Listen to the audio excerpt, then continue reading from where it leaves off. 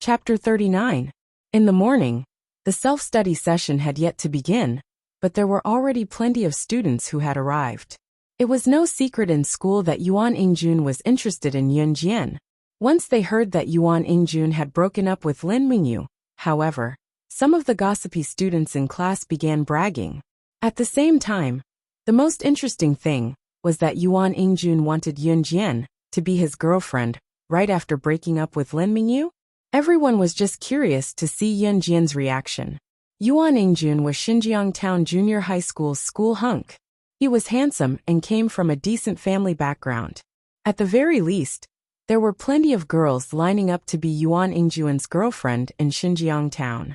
Thus, everyone thought that Yun Jian would not reject him. Would she? Are you done? Just when everyone thought that Yun Jian should agree to be with Yuan Ingjun, Yun Jian spoke as promised, but with a hint of impatience. Even Yuan Ingjun himself thought that what he had said just now was moving. Just as he was confident that he could win Yun Jian's heart, he heard her say something like that. If you're done, move aside. I still have to study, don't disturb me. Yun Jian did not want to be entangled with Yuan Ingjun, so she planned to take a long detour back to her seat after saying that. Xiao Jian, I'm sincere. Yuan Ingjun did not seem to have heard what Yun Jian said just now as he ran up to block Yun Jian, preventing her from going back to her seat. Then he began to act shamelessly, thinking that he looked cool. Xiao Jian, I really like you. Just agree to be my girlfriend. I'll protect you well, and not let anyone bully you. As he said that, Yuan Ingjun thought to himself, why is Yun Jian pretending to be innocent? When he gets her and has his fill, he'll dump her right away when he's impatient. Many of the girls in Class 6 who heard Yuan Ingjun's sincere and touching words whispered to each other as they looked at Yun Jian enviously. Wow, Mr. Campus Hunk is indeed the acknowledged idol in school. He's so gentle and handsome. That Yun Jian, why is she pretending? Why doesn't she take a look at herself? The school hunk has already lowered himself for her. What else does she want? Voices of praise for Yuan Ingjun like this kept coming. On the contrary, some of the girls in Class 6 who admired Yuan Ingying hated Yun Jian even more. You won't let me pass? Yun Jian chuckled as she watched Yuan Ingjun block her way. Did he think that he wouldn't be able to return to his seat just because he was blocking his way? Should she agree to his request to be his girlfriend? If it was the previous timid host, she might have really agreed if she was pushed too hard. But she wasn't the host. Xiao Jian. Yuan Ingjun wanted to say more sweet nothings, thinking that unless Yun Jian was made of steel, why would she hesitate in front of someone as outstanding as him? However, he saw what the girl did next. Yun Jian extended her leg and hooked it onto a stool. There was a half-smile on her lips that sent chills down everyone's spine. The scene did not linger for long though. In the next moment, Yun Jian kicked lightly and stepped onto the stool easily. Once she was on the stool, she tapped her foot lightly. What happened next completely shocked everyone. Yun Jian stood on the stool and tapped her foot again. With that tap, she leaped up. At the same time she was agile. Bending down, she leaped off the stool and somersaulted at least 2 meters above the ground, and went over Yuan Ingjun to stand steadily opposite him. The entire process only took 3 seconds. In 3 seconds, she stepped on the stool and somersaulted 2 meters in the air, over Yuan Ingjun, and successfully returned to her seat. Chapter 40. At this moment, Yun Jian was already sitting at her desk. She picked up a language textbook and started reading an ancient poem aloud. It was as if her somersault was just an easy warm-up exercise for her. The students who came to school early in the morning had yet to take out their textbooks for the morning reading. Moreover, the teachers were not patrolling the classroom at this time. Most of the students who woke up early in the morning wanted to slack off. As a result, Yun Jian's light and melodious recitation became a voice that stood out in the classroom. Yuan Ingjun stood in place. His handsome face slowly darkened and his expression turned ugly. He came today because he was confident that he could win over Yun Jian. However, whether it was Yun Jian's somersault or her reading voice now, it all told him that she was ignoring him. Completely ignoring him. People tended to like what they could not have. It was the same for Yuan Ingjun. He clenched his teeth inwardly and swore that he would get Yin Jian one day. However, Yuan Ingjun was too ashamed to stay in class 6. He turned around without a word and ran out of the classroom. It was finally quiet. Yin Jian pursed her lips slightly. She reached out to put away her language textbook and threw it on the desk. Yin Jian actually chased away the school hunk. The students who had arrived early in the class had witnessed the scene and looked at Yin Jian in shock. They believed that the news would spread throughout the school soon. Of course, this was a story for later. Not long after the incident, the bell for the morning self-study period rang. Lu Fian came late today and only rushed into the classroom after the bell rang. Mu Xiang really did not come to school. She probably remembered what happened last night and was too scared to come to school for the time being. In the next few days, Yin Jian did not encounter any troublesome situations, and Yuan Ingjun did not come looking for her. Qin Yuru's hand was gradually recovering and was almost fully recovered. Of course, this was because the surgery was done well and the recovery was fast. Qin Yuru was discharged from the hospital on Friday night. When she got home, she tidied up her things inside. Ever since her accident, Yin Gang hadn't come home to see her even once. She didn't even know where he had been for the past few days. However, Qin Yuru had already given up on Yin Gang.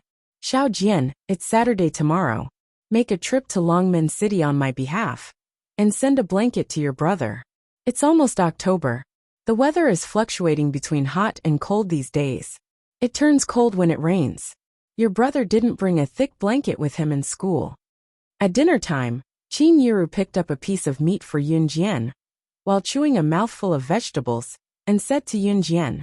Yun Jian put the meat back into Qin Yuru's bowl and said to her, "Mom, you can have this meat yourself. It's fat, and I don't like it. I'll go to the city tomorrow. Help brother send the blanket over. Rest well at home. You're not allowed to go to work either. Your injury hasn't healed yet. I'll think of a way to earn money."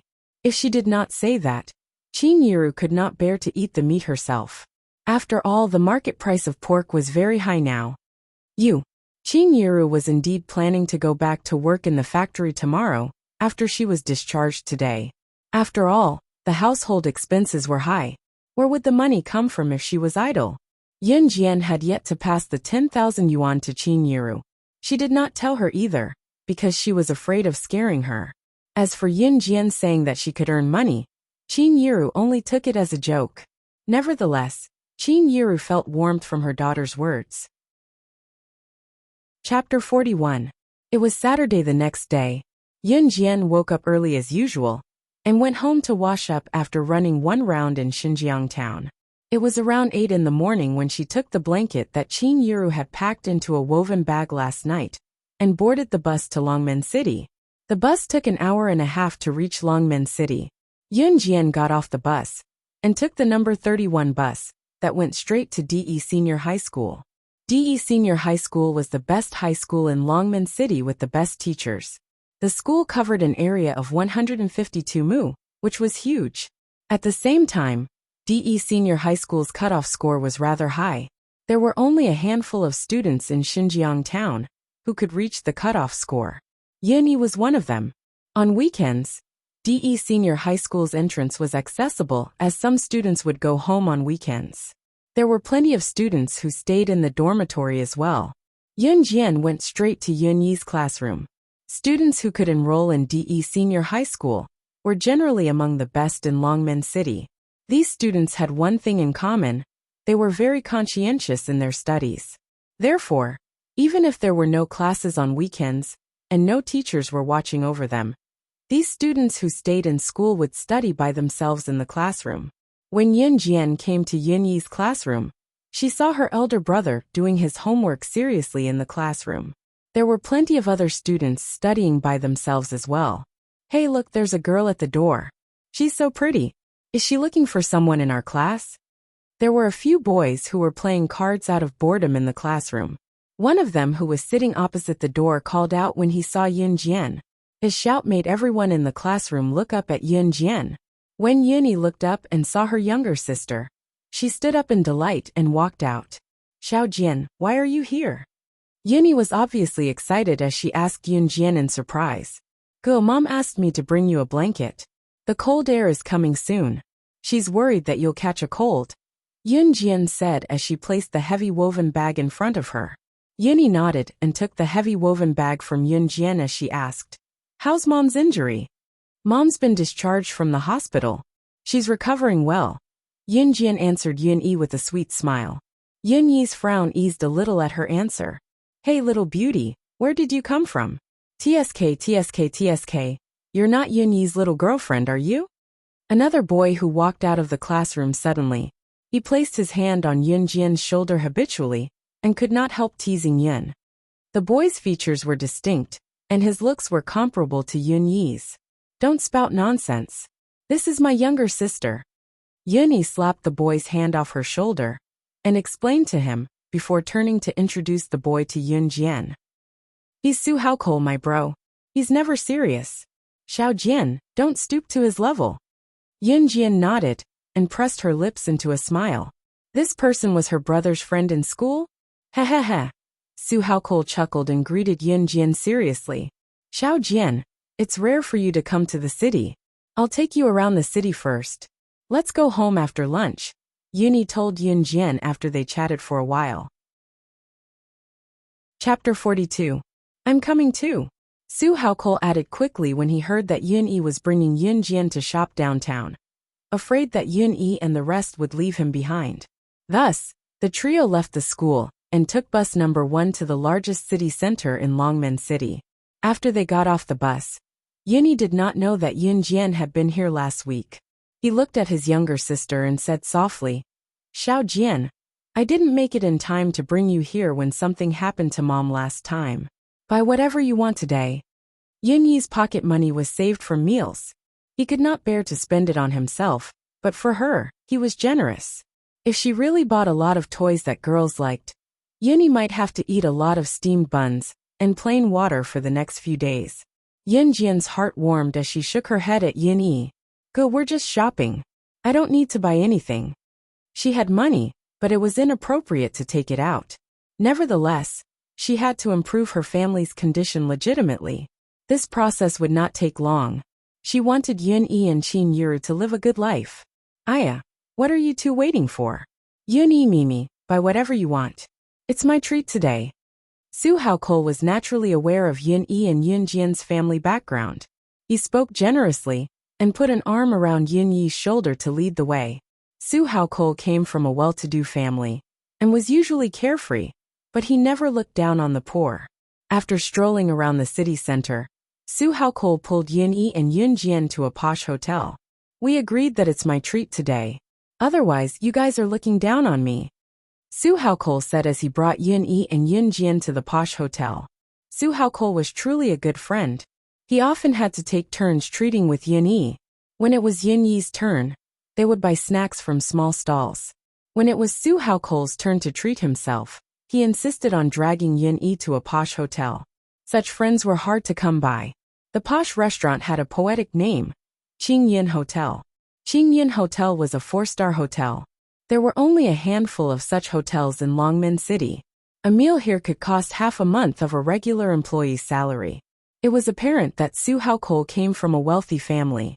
It was just that even Yun-Yi did not know what Su Haokol's family did.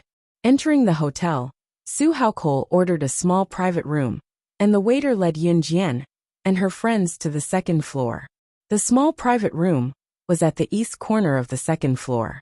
When Yunjian and her friends followed the waiter through the private rooms, they passed by a large private room. Zhang Taijun and his wife, Qin Junlan, were sitting in the large private room with wine glasses in hand, chatting enthusiastically with their clients. Suddenly, Qin Junlan's eyes lit up, and she saw Yunjian and her friends through the door that was not closed when the waiter came in to deliver the dishes. "Yunjian, Yun-Yi, why are both of you here?" When Qin Junlan saw the 3 silhouettes, she shot up from her seat and walked to the door in her high heels. Yunjian had just reached the door of the large private room when she heard Qin Junlan's sharp and familiar voice.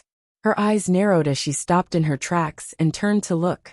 She then saw Qin Junlan stomping towards her aggressively. "Why are you guys here? There's no free lunch here.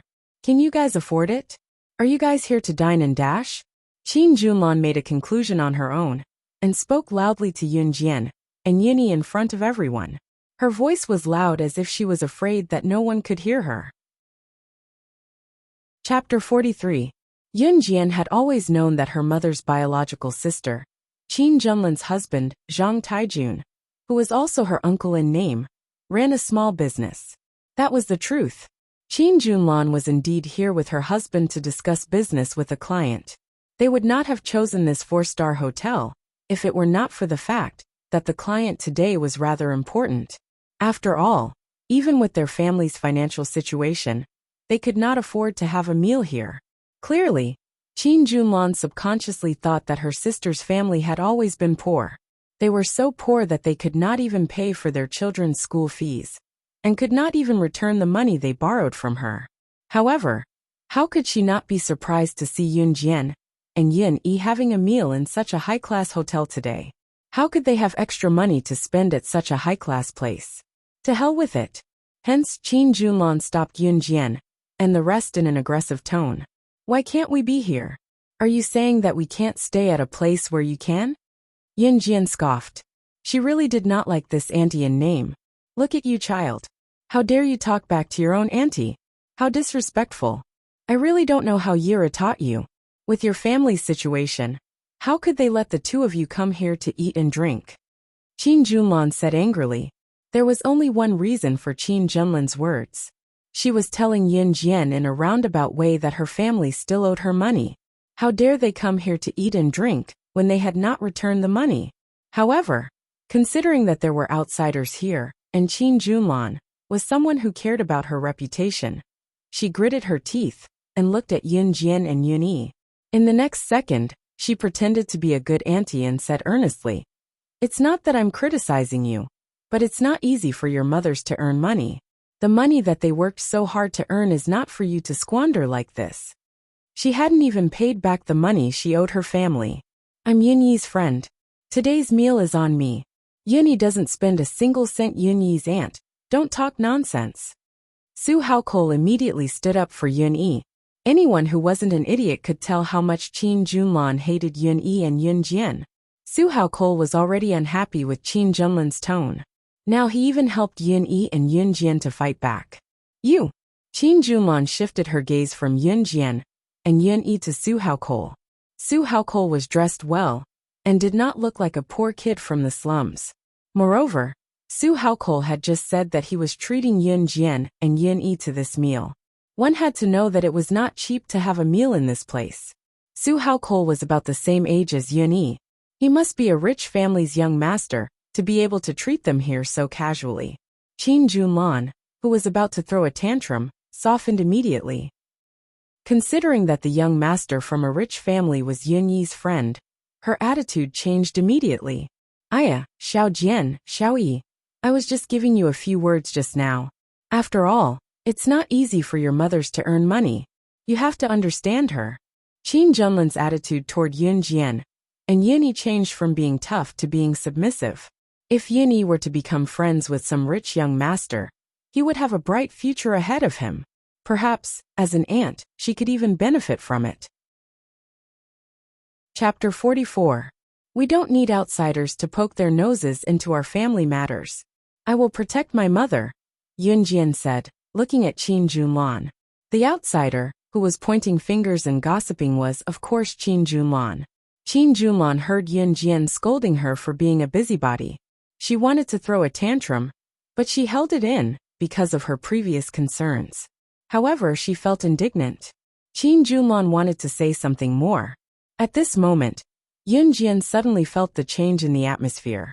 "TSK, TSK." Yun Jian heard two soft sounds that were undetectable by normal people.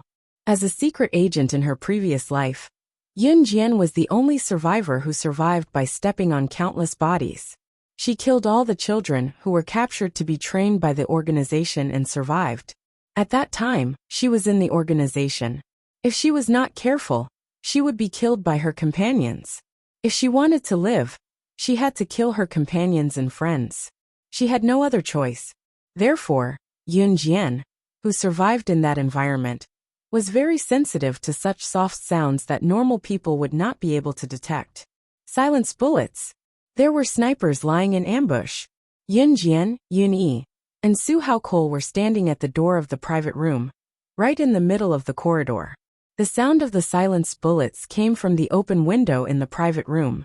Without hesitation, Yun Jian suddenly stretched out her leg and gave Qin Junlan a hard kick. Qin Junlan was in so much pain that she fell to the ground before she could react. At the same time, Yun Jian's hands were not idle.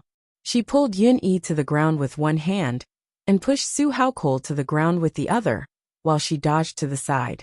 The two silenced bullets slid past her cheeks, one in front and one behind. They hit the white wall behind her, leaving two large holes. Yun Jian, who had dodged the two silenced bullets, narrowed her eyes. Now that she had been reborn, she did not have any enemies, so the sniper's target was definitely not her. Judging from the direction of the sniper's shot, the person he really wanted to kill was him, Su Haokol. The three people who were pushed to the ground by Yun Jian had no idea what had just happened. The bullets fired from the silenced sniper rifle only made a slight noise. Those who weren't experts wouldn't be able to hear it at all. In other words, even if he was hit, he wouldn't even know how he died. Qin Junlan, who had been pushed by Yun Jian, stood up. She couldn't take it anymore. She thought that Yun Jian had pushed her on purpose to embarrass herself. She stood up and shouted at Yun Jian. Yun Jian, what are you doing? How dare you hit your own aunt? How rude. Do you have any morals? Yuni scratched her head and stood up, not knowing what was going on. She looked at her sister who had pushed her for no reason. Su Haokol seemed to have realized something. He had just stood up when he heard Yun Jian shouting at them. There's a sniper ambush here. Hurry up and leave. Sniper? It wasn't the first time they had heard of this term. Sniper? Wasn't that the type of gunman that often appeared in movies? Hearing Yun Jian's words, Qin Junlan wanted to scream at her. Where did the sniper come from? Why would there be a sniper out of nowhere? You kids have watched too many movies, haven't you? Are you hallucinating? Nonsense. Qin Junlan paused at the last word. She couldn't say anything else. This was because there were two big holes in the white wall in front of Qin Junlan. Two bright bullets had pierced through the white wall and were stuck in the middle.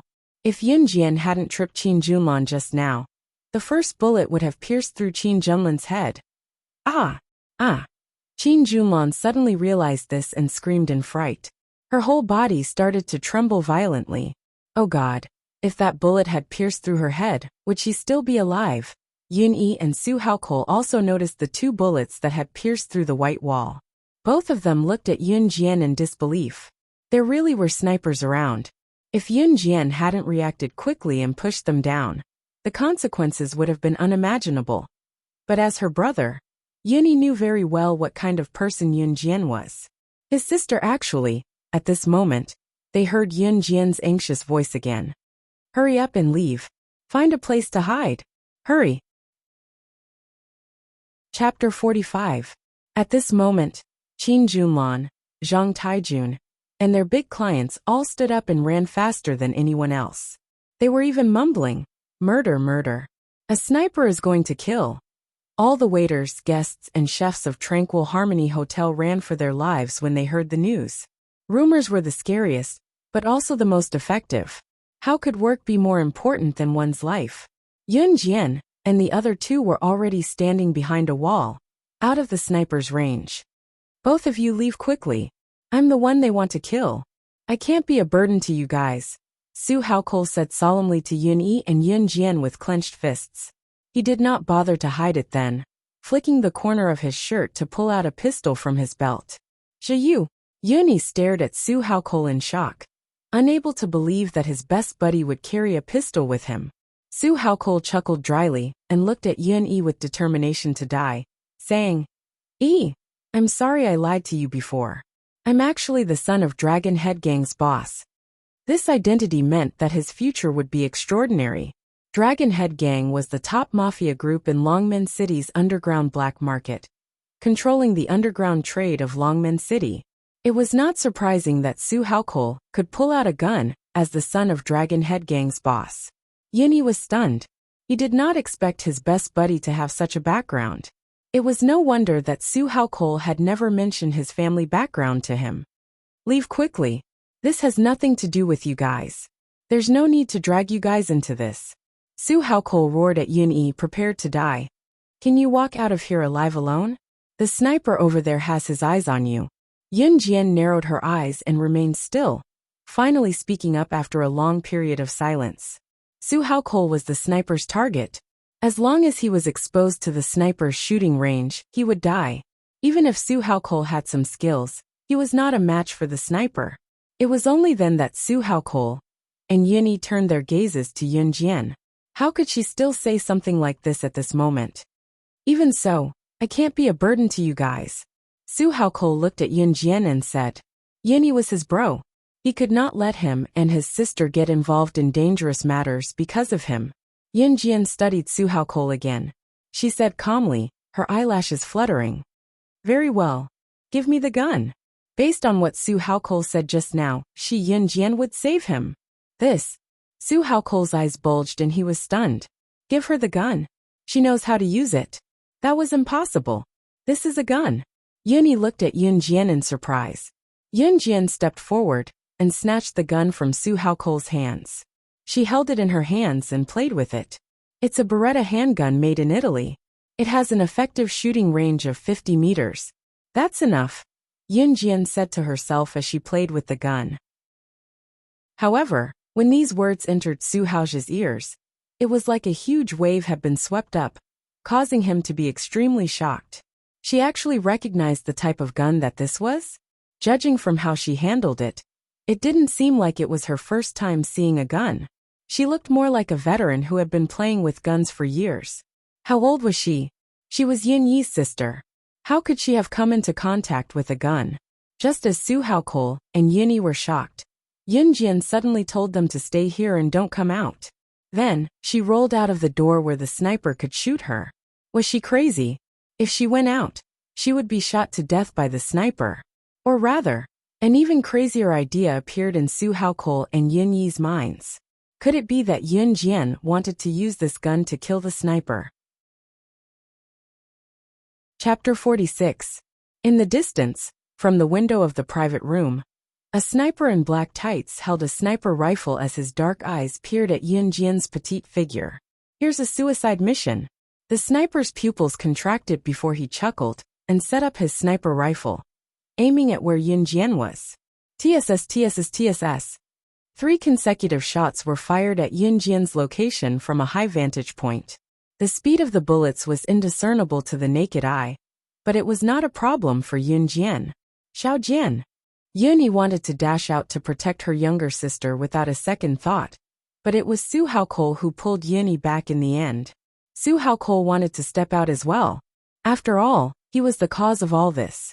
However, looking at Yun Jian's sharp and nimble movements, he hesitated when he recalled that it was Yun Jian who pulled them away from the sniper's first round of shooting. If Yun Jian was not capable, how could she be so sensitive to the bullets and pull them away from them? On the other hand, once he was exposed to the sniper, he would probably be shot to death before he could even put up a fight. If that happened, he and Yun-yi would become Yun Jian's burden if they went out. On the other hand, Yun Jian did not retreat against the 3 bullets. She rolled on the ground with her pistol and dodged the bullets before she stood up and continued to approach the window until she was completely exposed to the sniper. Theoretically, it would be easier for the sniper to kill her. Would that really be the outcome though? Was she not afraid of dying? Or was she completely confident? Su Haokol frowned when Yun-yi saw the 3 bullets grazing past her younger sister Yun Jian again and burrowing 3 large holes in the ground. She was so worried that her heart almost stopped beating. What surprised him more, however, was that Xiao Jian had managed to evade the volley of bullets. This was a sniper's barrage of bullets, it wasn't child's play. F***ck. The sniper who was hiding in the best spot could not help cursing when he saw how Yun Jian dodged his strafing shot easily and stood at the spot where it was easiest for him to shoot her without regard for her life. This girl was not even 18 yet, was she not? She had dodged his shot just now. More importantly, she dared to expose herself right in front of him. Was she implying that he could not kill her? Enraged, The sniper refocused and pulled the wrench with his index finger, ready to end Yun Jian. Swish! A gunshot that the sniper could not be more familiar with rang out. He looked up abruptly to see the girl standing by the window putting away her pistol and flashing him a sly smile. With a plop, the sniper collapsed to the ground in the next second, dead from a headshot. Yun Jian had only used one shot to kill the sniper in a second. Su Haozhe was standing in the dark, but he could clearly see what was going on here. He suppressed the fear in his heart, and his entire body trembled in shock. He had not seen wrongly just now. One shot. Yun Jian had killed the sniper from afar with the raise of her hand. Killing a sniper from high up in the air? That was inconceivable. Su Haokol was sure that he had never heard of such a thing before. Bang headshot. Putting down her pistol, Yun Jian pressed her lips together as an eerie smirk spread across her face. There was no trace of the terror that one would feel after killing someone. On the contrary, Su Haokol and Yuni actually saw a trace of naturalness in Yun Jian's expression. As if she was such a person to begin with. Yuni breathed a sigh of relief when she saw that Yun Jian was fine, but she frowned slightly. Chapter 47. Right now, Yuni was deeply suspicious of Yun Jian. Ever since he returned home the last time, Xiao Jian had been behaving strangely.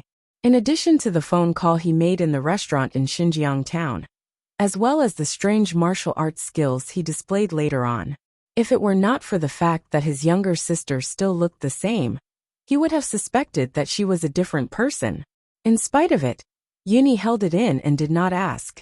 He chose to believe in his younger sister. Even if there were any variables, Xiao Jian would tell him herself one day. Yun Jian noticed Yun Yi's change in mentality as well, but she did not point it out, choosing to skip the explanation as well.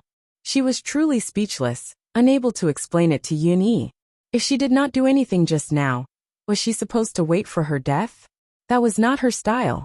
Yun Jian then turned to Su Haokol and asked, Dragon Head Gang has taken care of the sniper's body, right? Yes. Su Haokol was still in shock and quickly answered Yun Jian when he snapped back to reality. Yun Jian nodded with a small smile. But it looks like we won't be able to enjoy this delicacy now. Su Haokol and Yuni were stunned again. What do you mean? Su Haokol asked in bewilderment. Someone called the police. The police are here. They're downstairs, Yun Jian replied. How did you know? Su Haokol exclaimed again.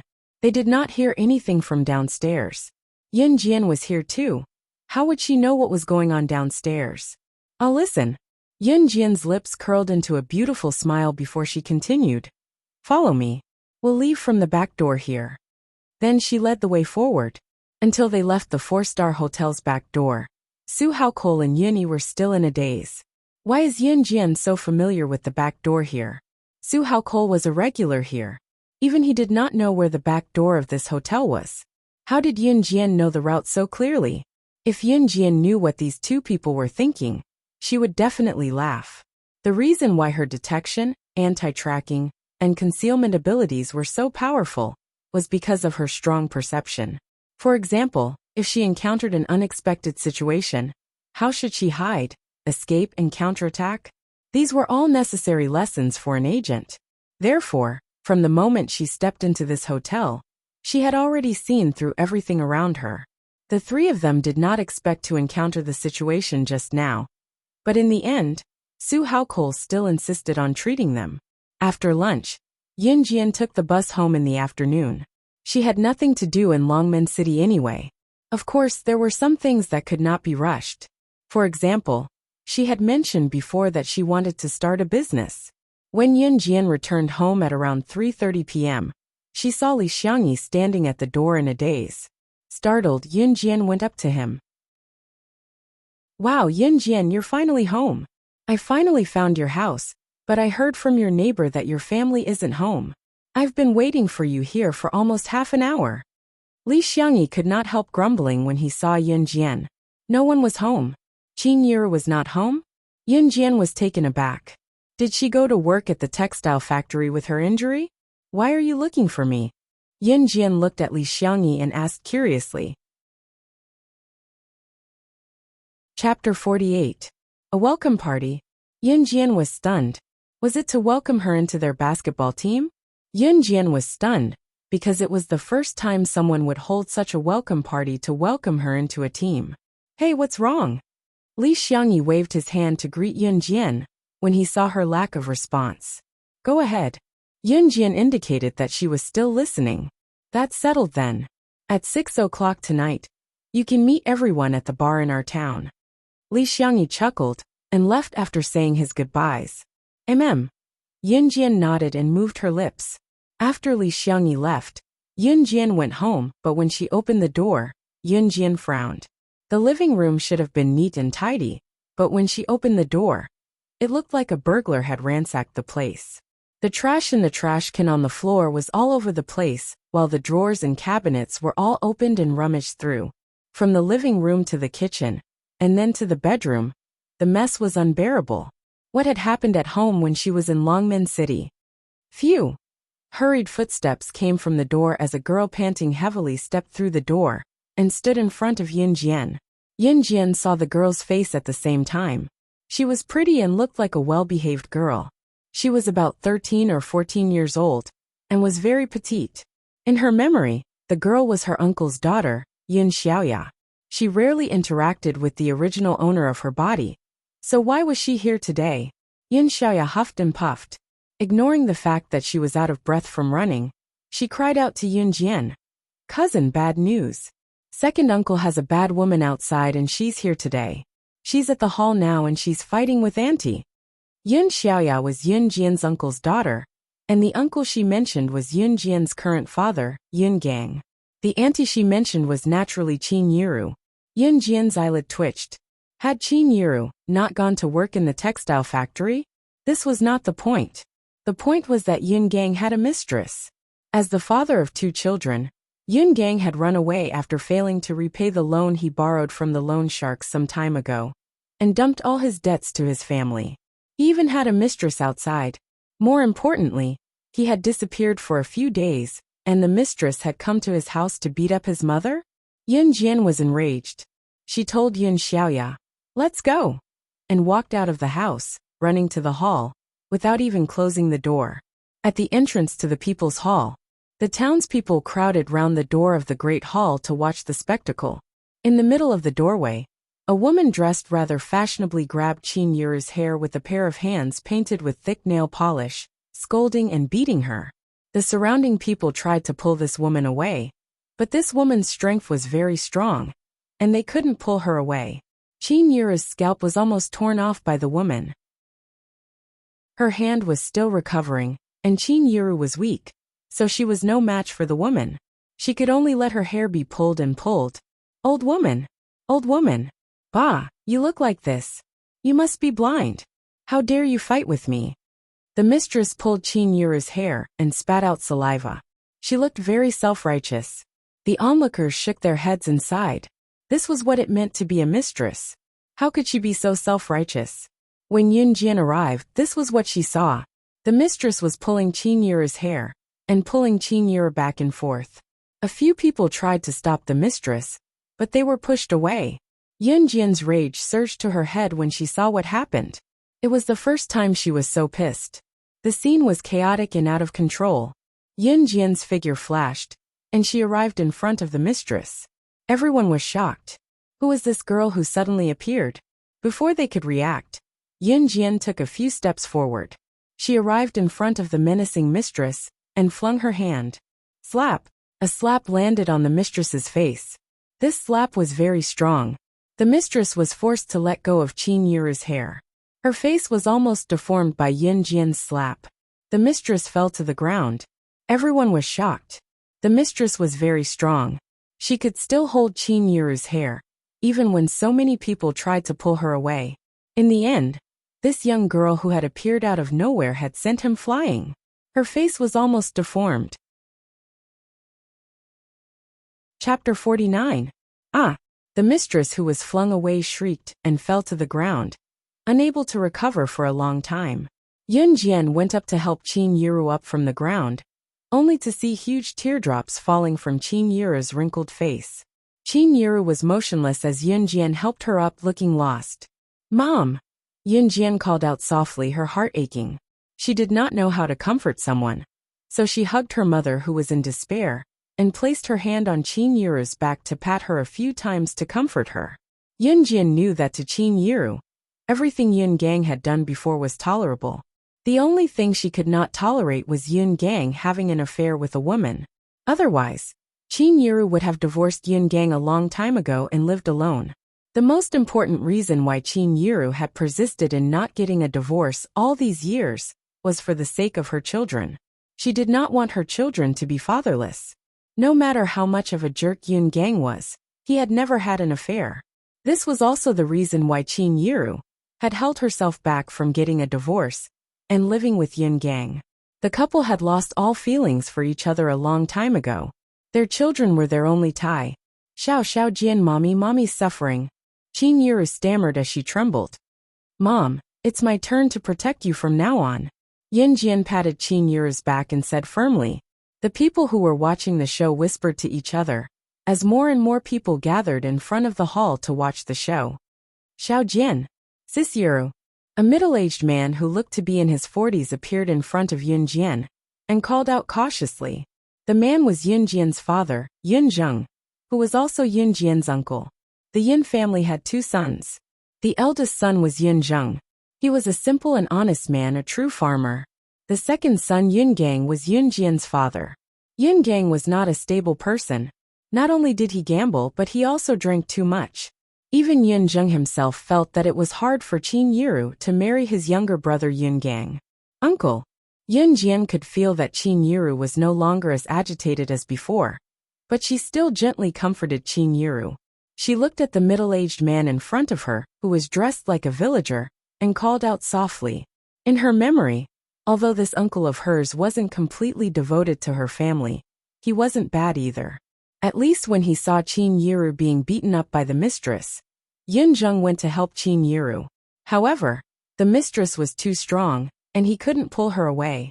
Yun Zheng responded and sighed softly. Hey, the mistress is running away. If he couldn't win, he would run. How could there be such a thing? A talkative woman's voice came from the group of people who were watching the show. Yun Jian supported Qin Yiru. When she turned her head, she saw that the mistress had already climbed up from the ground. She grabbed her bag and was about to leave quietly. She wanted to leave just like that after hitting her mother. Just when everyone thought that the mistress would run away, they suddenly saw Yun Jian supporting Qin Yiru to bend down and pick up a small stone from the ground. What was she doing? Everyone present, including Yun Zheng and Yun Xiaoya, was stunned. In Yun Zheng's memory, his niece had always been a timid person, but just now, she actually went forward and slapped the mistress away. Just when everyone present was puzzled, they saw Yun Jian pick up the small stone and throw it in the direction of the mistress. Unlike an ordinary stone, this seemingly harmless pebble was actually as sharp as a sword. Later, everyone heard a plop sound coming from the other side. Then, the mistress knelt on the ground with a thud. The small stone that Yun Jian threw also fell beside the mistress. A small stone actually had such power that it directly made a person kneel on the ground. Everyone looked at this scene in shock. They saw that Yun Jian had already helped Qin Yiru to a nearby bench and walked over. You hit my mother and smashed my house. If you don't explain clearly, you still want to leave here alive? Yun Jian's indifferent voice sounded. Although it was indifferent, those who were familiar with Yun Jian would know that this was the expression of Yun Jian's anger. Chapter 50. You want to leave this place alive if you don't explain yourself? Yun Jian's nonchalant but arrogant words echoed in everyone's ears. Should such words really come from an underage girl? If Yun Jian had said that in the beginning, no one present would have taken it seriously. In spite of it, just recalling what Yun Jian had done just now was enough to send chills down the spines of the crowd. Bah, damn girl, what are you talking about? Who are you trying to scare? I've been scared since I was young. Do you think I'm scared of you? The mistress was not a pushover to begin with. Thinking that she could not get anything out of this, she wanted to escape amidst the chaos. She did not expect Yun Jian to attack her again, so her temper flared as she yelled at Yun Jian. The mistress was actually from Xinjiang town. She was around 30 years old, but looked like she was in her 20s due to good maintenance. The reason why she followed Yun Gang was because Yun Gang was a gambler. He didn't lose money every time he went to the casino. Sometimes, Yun Gang would win hundreds or thousands of dollars, earning a huge sum of money. Of course, Yun Gang would never bring home the money he won from the casino. He gave it all to his mistress to buy branded bags, eat well, and wear well, living like an immortal. That was why the mistress followed Yun Gang. Qin Yiru still thought that Yun Gang had never won money in the casino. Little did she know that the money he won was used to keep a mistress. Of course, the mistress was here today because Yun Gang went missing or because he had borrowed money from loan sharks. Seeing that her money tree was gone, she came to Qin Yiru's house to kick up a fuss. She even asked for compensation, but Qin Yiru refused to give it to her. As a result, they got into an argument and ended up in this situation. Yun Jian ignored the mistress's aggressive words and continued to walk to where the mistress was. Xiao Jian, what are you doing? Yun Zheng could not help asking when he saw Yun Jian heading there. His heart was thumping. He had a feeling that something was about to happen. The mistress didn't realize the danger at all. Instead, she tidied up her hair and waved her hand. She looked at Yun Jian with disdain and continued to mock her. Your mother is such an old woman. She can't stop her husband from cheating on her. How can she blame me? Let me tell you, an old and ugly woman like your mother, even if she died, it wouldn't be enough. The last word was stuck in the mistress's mouth. Yun Jian strode forward and stood in front of the mistress in a flash. He grabbed Little Three's hair fiercely and dragged Little Three along with him. What are you doing? Wretched girl, wretched wretch. Let go of your filthy hands. Little Three tried to resist several times, but found that she couldn't even touch the corner of Yun Jian's clothes. She didn't realize that Yun Jian's silence represented the arrival of her misfortune, and her mouth became even more poisonous. You pulled out a lot of my mother's hair just now. Now give it back. Yun Jian's low voice traveled to everyone's ears as she grabbed Little Three's hair with one hand. Everyone shuddered again. In the next second, a horrifying scene unfolded before their eyes. Yun Jian held Little Three with one hand and grabbed Little Three's hair with the other, pulling it out harshly. Like pulling wool, Yun Jian plucked a bunch of hair from Little Three's scalp. After Yun Jian was done, she continued to pull out another bunch. Chapter 51.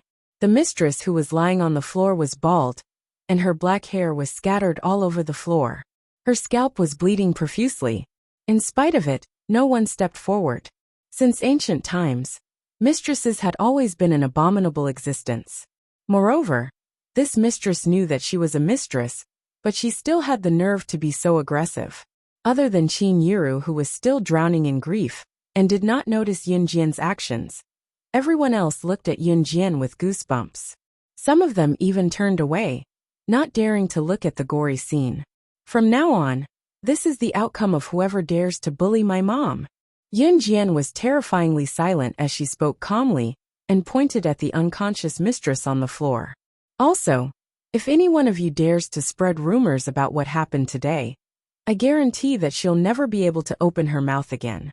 You can try if you don't believe me. Yun Jian's deep gaze scanned the people who were watching the show.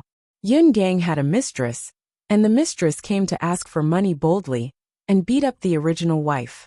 Yun Jian knew that if she did not say that, it would not be long before these gossipy women, who were watching the show, would spread the story with exaggerated details.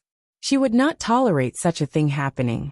Perhaps it was because Yun Jian was too ruthless just now. No one dared to make a sound. There was only one thought in everyone's mind. This girl was only 15 years old, and she did such a cruel thing without batting an eyelid.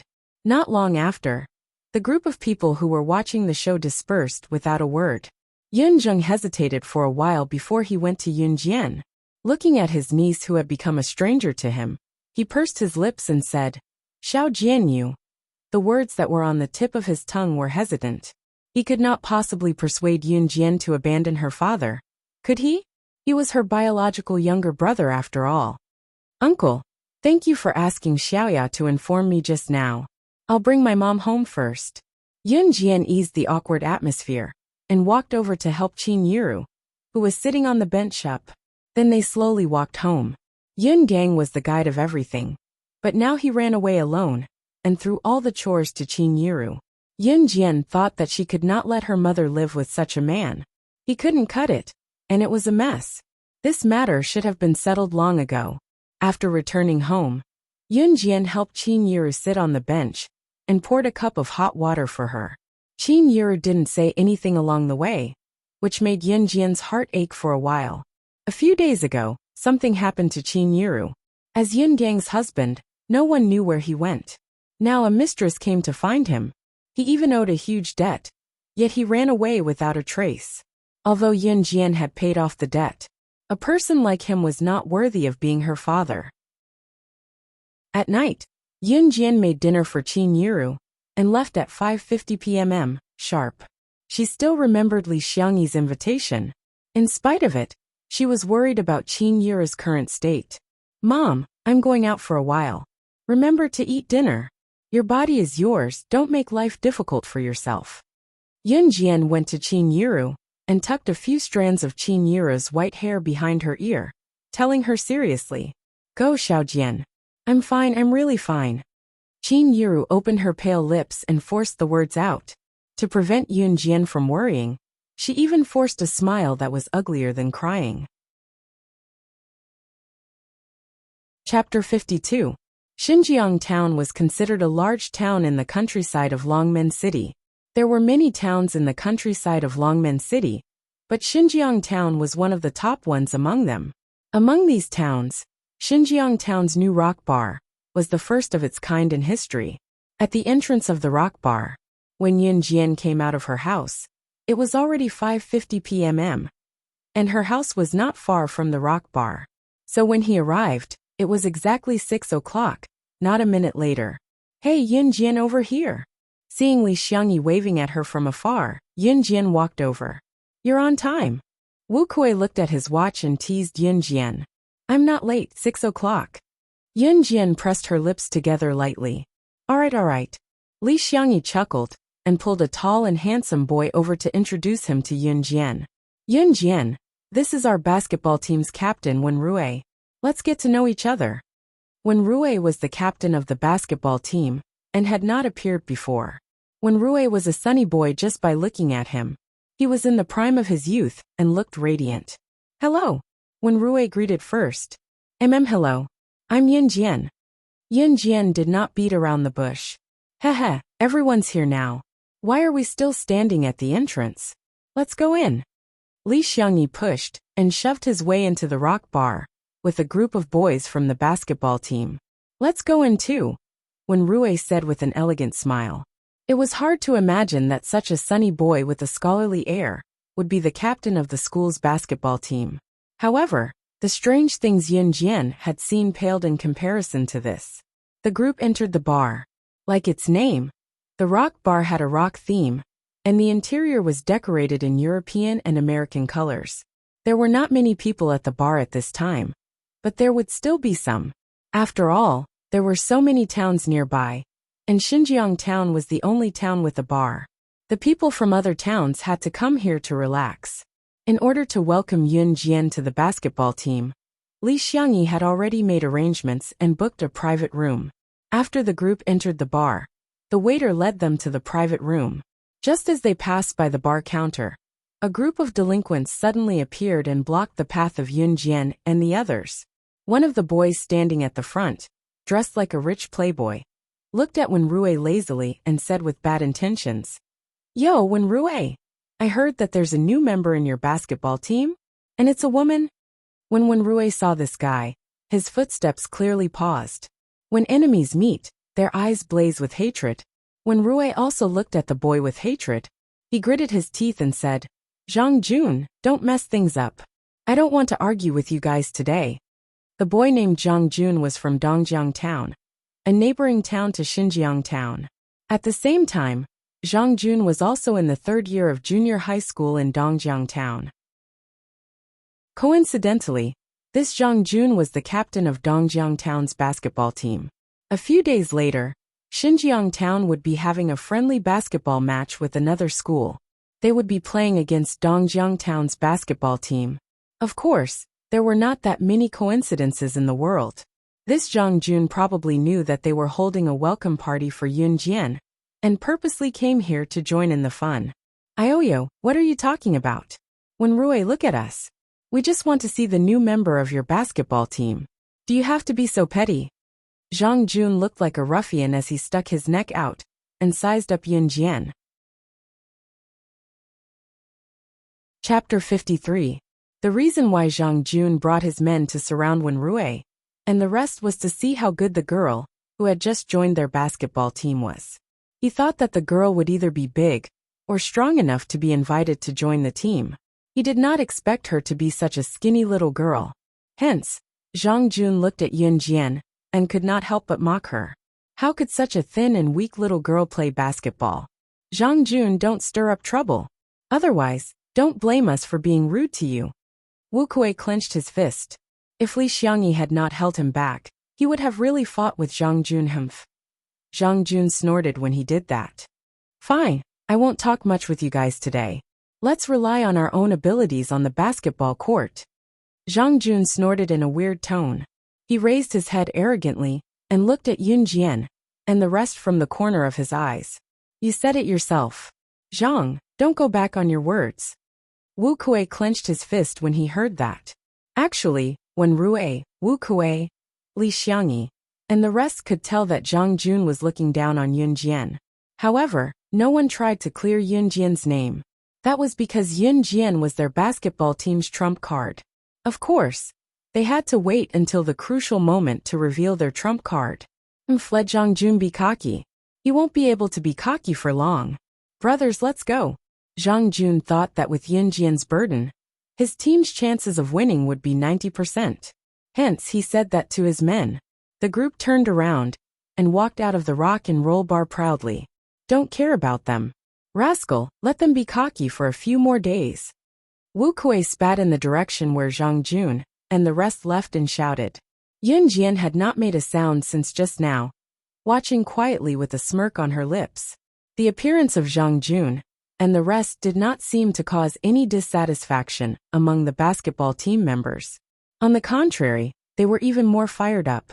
They had all seen Yun Jian's skills. Yun Jian looked thin and weak, but when she threw the ball, she threw it directly into the basketball hoop from a distance of 30 to 40 meters. This wasn't something that could be done by just anyone. Therefore, apart from the excitement of the basketball match, everyone was also looking forward to it. After entering the exclusive room of the rock bar, their ears finally quieted down. Yun Jian sat in the private room of the bar. Her sitting posture was lazy, but it revealed a breathtaking beauty. Although it was held to welcome Yun Jian into the basketball team, it was just a simple gathering for everyone to sit down and catch up. In order to liven up the atmosphere, when Rui even asked for a few bottles of higher-grade wine from the waiter, he was very considerate and thought that girls probably wouldn't drink, so he asked for a big bottle of orange juice for Yun Jian.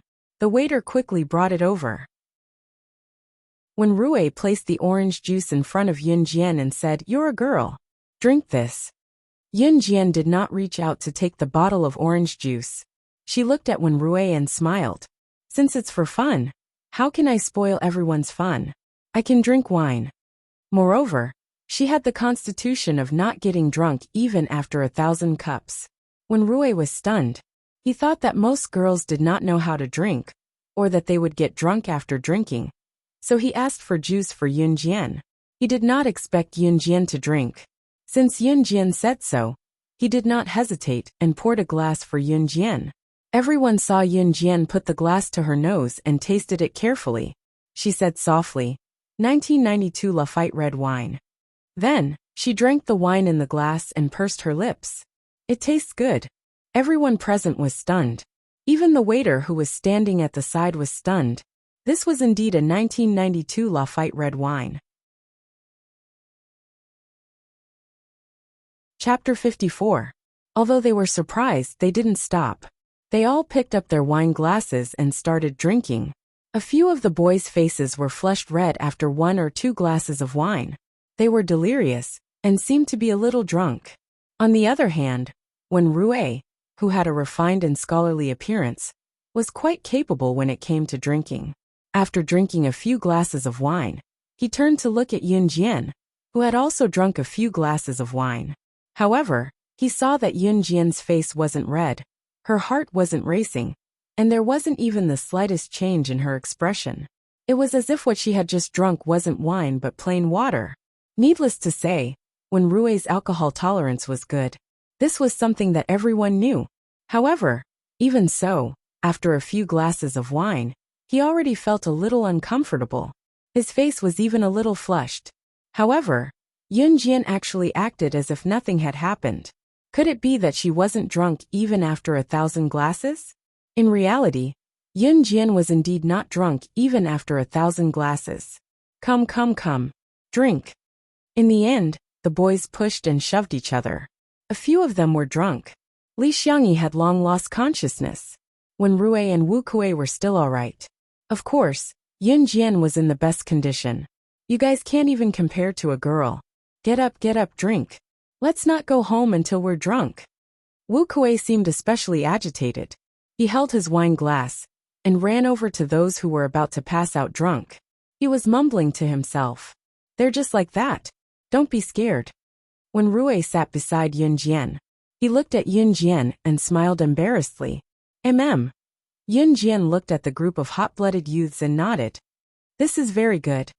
It was very good to have this kind of youth. Because she was worried that Qin Yiru would be alone at home, Yunjian left early in the morning. This gathering was held to welcome Yunjian into the basketball team. Now that the main character had left, everyone naturally dispersed. Hence, the boys who weren't drunk helped those who were unconscious back to their respective homes. It was 7:30 p.m. when Yunjian returned home. Qin Yiru had already gone to bed early. The bowls and chopsticks on the table were barely touched, but at least Qin Yiru had eaten some food. Yunjian collected the bowls and chopsticks and went back to her room to rest. The next day, Sunday, when it was almost 10 o'clock in the evening, Yunjian carried her school bag and rushed to school for evening self-study. She came early. When she arrived, there was no one in the classroom. Then more and more people came. When Lu Fian arrived, Yunjian had already been at school for half an hour. Once Lu Fian arrived at school, she sprinted to Yunjian without even putting down her bag, mumbling, Xiaojian, bad news. Lin Mingyu's been discharged. I think she's going back to school today. Lin Mingyu? Yunjian frowned. If Lu Fian hadn't suddenly mentioned it, she would have almost forgotten who this person was. Oh, Yunjian replied softly, and continued to read the book in her hand. Aya Xiaojian. Panicking, Lu Fian pushed Yunjian's book down and said seriously, Lin Mingyu's the principal's daughter. It was our school hunk Yuan Engjun who suppressed this incident last time. But Lin Mingyu's going back to school. With her personality, she won't act like nothing happened. I'm just worried that you'll... Lu Fian panicked even more as she spoke. Yunjian cut her off and comforted her. Since I hit her, why would I be afraid of her? Lu Fian was genuinely concerned about her. Yunjian knew that. Chapter 55. She's here so soon? Yunjian narrowed her eyes. Lu Fian, on the other hand, was startled and tugged on Yunjian's sleeve tightly. She was fine, but she was afraid that something would happen to Yunjian. Yunjian patted the back of Lu Fian's hand to comfort her, before she tossed her books on the table and stood up. Where's the office? Yunjian asked with a glance at Wang Ruru. She had never been to the teacher's office since she was reborn. Yunjian, have you lost your mind? Or are you scared? You're so scared that you forgot where the office is? There, it's over there. Go on. Wang Ruru smirked and gave Yunjian a disdainful glance before pointing in a direction. Yunjian went to where Wang Ruru pointed. Xiaojian. Lu Fian, who stood where she was, clasped her hands together tightly as she watched Yunjian disappear from her sight. The teacher's office was also in the school building and was not far from the classroom. After Yunjian left the classroom, she found the office and strode in gracefully. The layout of the office was not complicated, and there were many teachers working at their desks. Yunjian's homeroom teacher was Ms. Jean. She found Ms. Jin's desk once she entered. The person sitting at Ms. Jin's desk was not Ms. Jin herself, but Lin Mingyu, who had just been discharged from the hospital. Beside Lin Mingyu stood a bald middle-aged man in his 50s.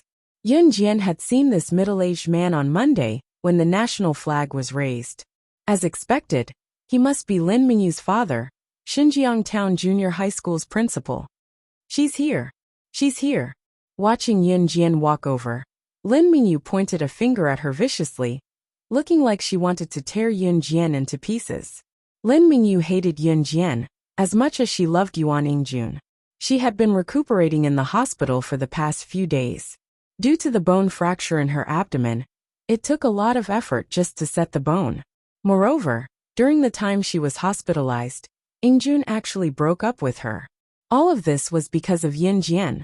If it wasn't for her, how could she have ended up like this? Is this Yun Jian from your class? Principal Lin stuck out his fat beer belly. When he saw Yun Jian, the murderer, who made his daughter suffer for a long time, he spoke to Teacher Jean fiercely. Principal Lin, I think there must be some misunderstanding.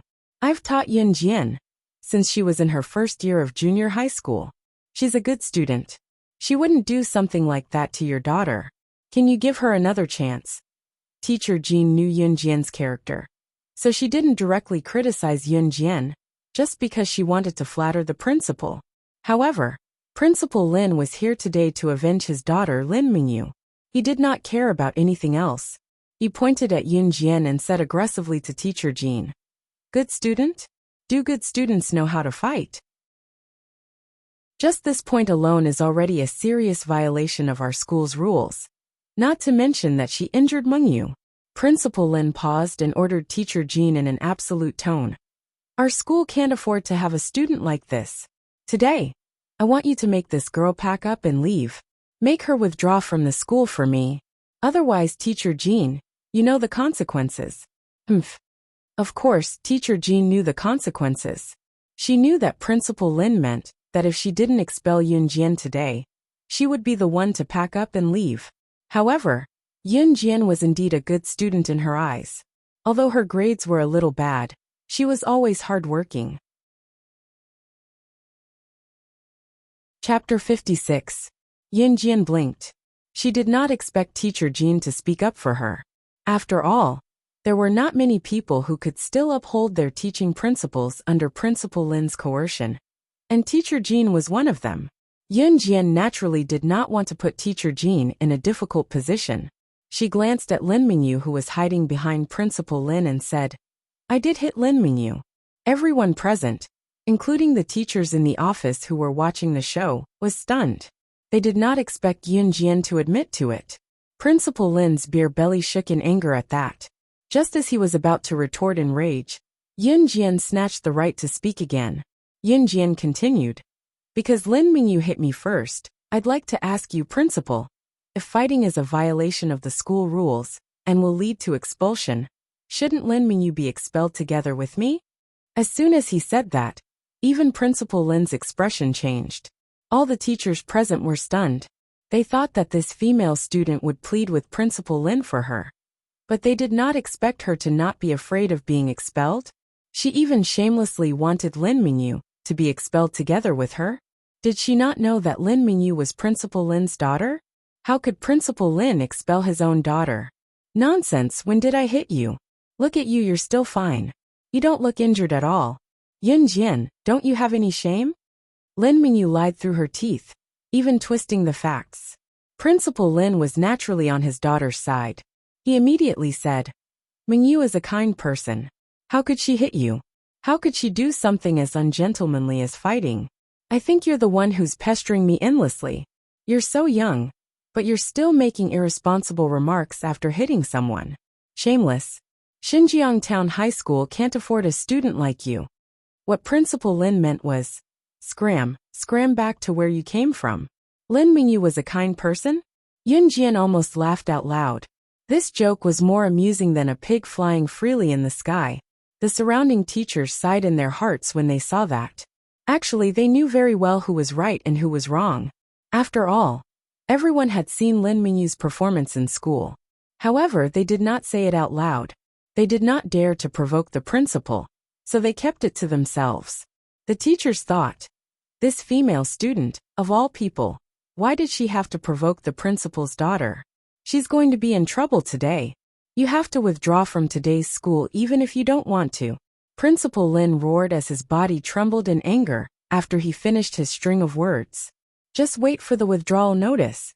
Principal Lin glared at Yun Jian from the corner of his eyes and snorted before turning to help Lin Mingyu, who was sitting on the chair in front of Miss Jin's desk, and leaving in a huff. Hey Principal Lin, don't be angry. Yun Jian didn't know any better and said too much. Yun Jian, hurry up and apologize to Principal Lin. Teacher Jean panicked when she saw that Principal Lin was about to leave. Yun Jian's expulsion was set in stone. She quickly pulled Yun Jian aside and asked her to apologize to Principal Lin. She wanted to appease Principal Lin's anger first. Tugged by Miss Jean, Yun Jian went to stand with her. Just as all the teachers in the office, including Principal Lin and Teacher Jean, thought that Yun Jian knew her mistake and would tactfully beg for forgiveness or apologize, Principal Lin stood before Principal Lin. Yun Jian stood in front of Principal Lin and said, 156 Bibo Road, 2nd floor, room 202 Xinjiang Town. What was that? A huge question mark floated above everyone's head when they heard Yun Jian's words. In spite of it, Principal Lin was the only one who shuddered when he heard her. Wasn't that the address of his old flame's house? Chapter 57. Principal Lin's expression was as ugly as if he had just eaten dog sh*t. It was not easy for him to get to where he was today. If he was found to have a mistress as the principal of a school, there would be many people who would use this as an excuse to make a big deal out of it. If the higher-ups found out about this, he would lose his position as principal. Moreover, his wife was not someone to be trifled with. If this got out, he would lose all his face. Principal Lin raised his head to look at Yun Jian, only to see the girl looking at him with a smile. There was a strong sense of threat in her eyes. Dad, let's not bother about Yun Jian. She always likes to say weird things for no reason. Let's just get her out of here, humph. Lin Mingyu thought that Yun Jian's brain had been flooded with water when she heard what she said just now, so she urged Principal Lin. Lin Mingyu thought that her father, who had always been protective of her, would scold Yun Jian loudly. However, Principal Lin's next move shocked everyone present. Mingyu, shut up. The scene that everyone expected to see of Principal Lin scolding Yun Jian did not happen. Instead, Principal Lin scolded his own daughter, Lin Mingyu. Lin Mingyu was stunned for a while after being scolded by her own father. She looked at Principal Lin in disbelief. Dad, you scolded me? Ever since she was young, her father had always treated her the best. No matter how mischievous she was, even when she got into fights in school, her father would always stand by her side. He had never scolded her like this before. When the teachers in the office saw this scene, they were also confused. Why was Principal Lin standing on his daughter's side just now and trying his best to protect her? Yun Jian had only said one sentence, and Principal Lin had turned around and scolded his own daughter? Dad, I'm your daughter. Why are you helping that B*tch Yun Jian to scold me? You've never treated me like this. Lin Mingyu felt wronged. She pointed at Yun Jian and said angrily to Principal Lin. Before she could finish, she was interrupted. Slap. A loud slap was heard. Principal Lin slapped his daughter's face. Not long after, Lin Mingyu's face began to burn. A red palm print appeared on her cheek. Principal Lin endured the pain of slapping his own daughter and continued to roar at Lin Mingyu angrily. Even his fat body trembled twice. I told you to shut up, did you hear me? To be honest, Principal Lin was still afraid that Yun Jian would tell others about him keeping a mistress. If that really happened, not only would he be humiliated and embarrassed, he might not even be able to keep his current position as principal. The price was definitely not small. Therefore, he would never allow such a thing to happen. Yun Jian crossed her arms and watched the series of events unfold in front of her. She had long expected that something like this would happen, so when she was surfing the internet at the internet cafe last time, she specially looked for the Global Secret Service intelligence station to search for Principal Lin's personal information. In the end, she found such an interesting thing. Ah, Yun Jian, it's all your fault. It's all your fault. I'll kill you. I'll kill you. Lin Mingyu had never been humiliated like this before. Her father actually slapped her. Ever since she was young, no one had ever treated her like this.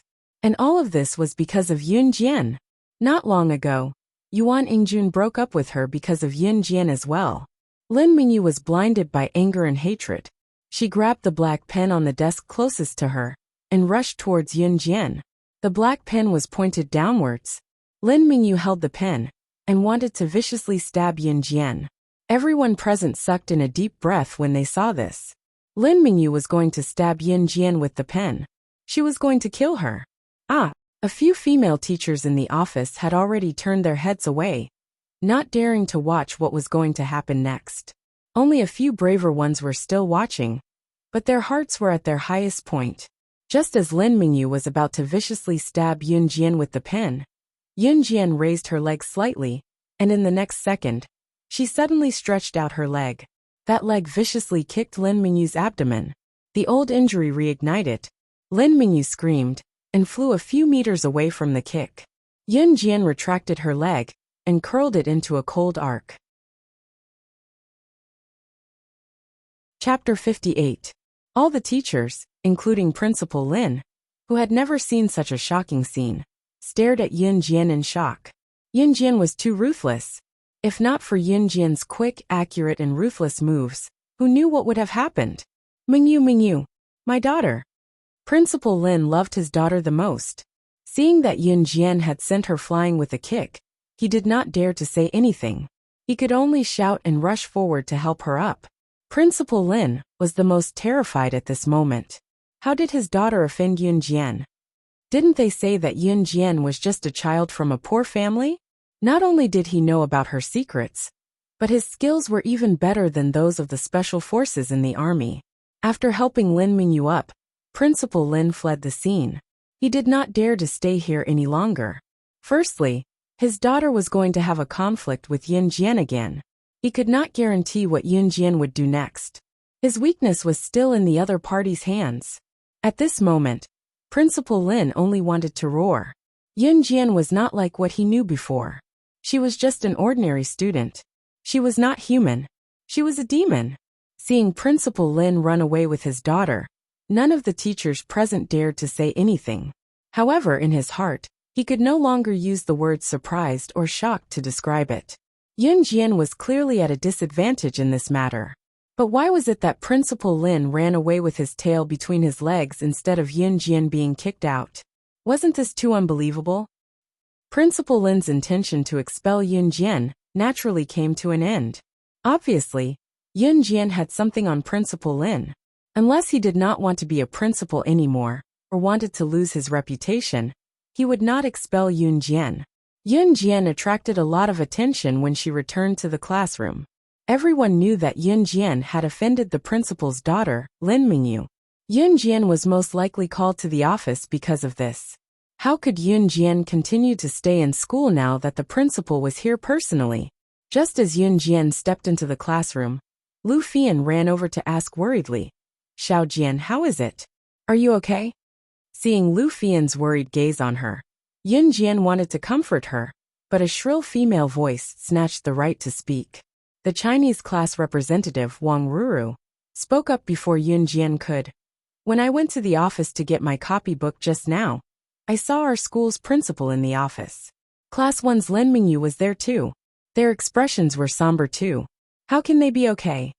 As she spoke, Wang Ruru pretended to be concerned about Yun Jian and asked, "Oh my God, Yun Jian, you weren't expelled, were you? Class 1's Lin Mingyu is our principal's daughter. I heard that when she was in year 1, a girl accidentally spilled water on her and got expelled not long after." Her words caused quite a few students in the class to brag about it. A girl who accidentally spilled water on Lin Mingyu would be expelled from school. Yun Jian from their class had beaten Lin Mingyu up and sent her to the hospital. Did that not make things worse? Chapter 59. Wang Ruru was asking for a snub. Her original intention was to use Yun Jian's incident to boost her reputation in class, but Yun Jian ignored her completely, so she kept quiet. After the incident came to an end, Yun Jian lived a peaceful life for a while. Qin Yiru's hand had fully recovered, and she insisted on going back to work in the textile factory.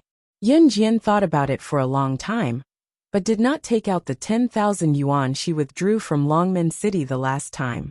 It was definitely inappropriate for her to take out the money so hastily. She had no choice but to let Qin Yiru go back to work in the textile factory first. It was another sunny weekend. Yun Jian took the bus to Longmen City's city center again. She did not plan to surf the net at the internet cafe this time, but went straight to the computer mall to buy a computer. Yun Jian realized that it was inconvenient for her to come to Longmen City time and time again to surf the net, so she planned to buy a computer at home. Of course, she could not let Qin Yiru find out if she kept the computer at home. Laptops were already on the market in 1998. They could be bought in big cities like Longmen City. Yun Jian planned to buy a laptop because it was convenient to carry around.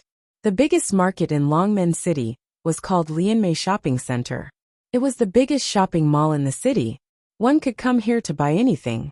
If one could not buy what one wanted here, it would be impossible to buy it in the entire Longmen City. The computer mall was located on the 4th floor of Lianmei Shopping Center. Yun Jian walked to the 4th floor and saw a plaque above the door that read Lianmei Computer Mall. She walked in with a small smile. There were very few people who bought computers in this era, because it cost a lot to install one. Usually, only those who were worth millions would come here to buy a computer. Therefore, there was only a female attendant in the computer mall. The waitress was swatting flies with her hand out of boredom. When she heard someone coming in, she naturally knew that there was a customer. She quickly put on her signature smile, and before she looked up to see who it was, she said in her coquettish voice, "Welcome this." Just as he said this, he paused. The attendant thought that the customer would be a successful man in his 40s or 50s, or a middle-aged man dressed like a big boss. Who knew that it would be a teenage girl who came in?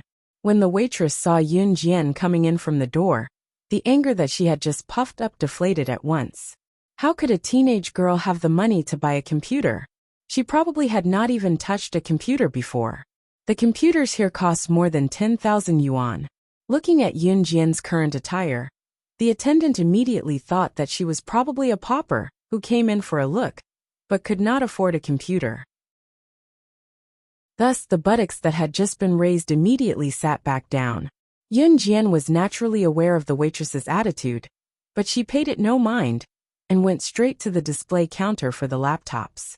Seeing that Yun Jian asked to touch her, the attendant's hands, she could not sit still. Hey, don't touch it." The attendant ran over, wanting to slap Yun Jian's hand away as she said, "This laptop is the latest model. It costs more than 30,000 yuan.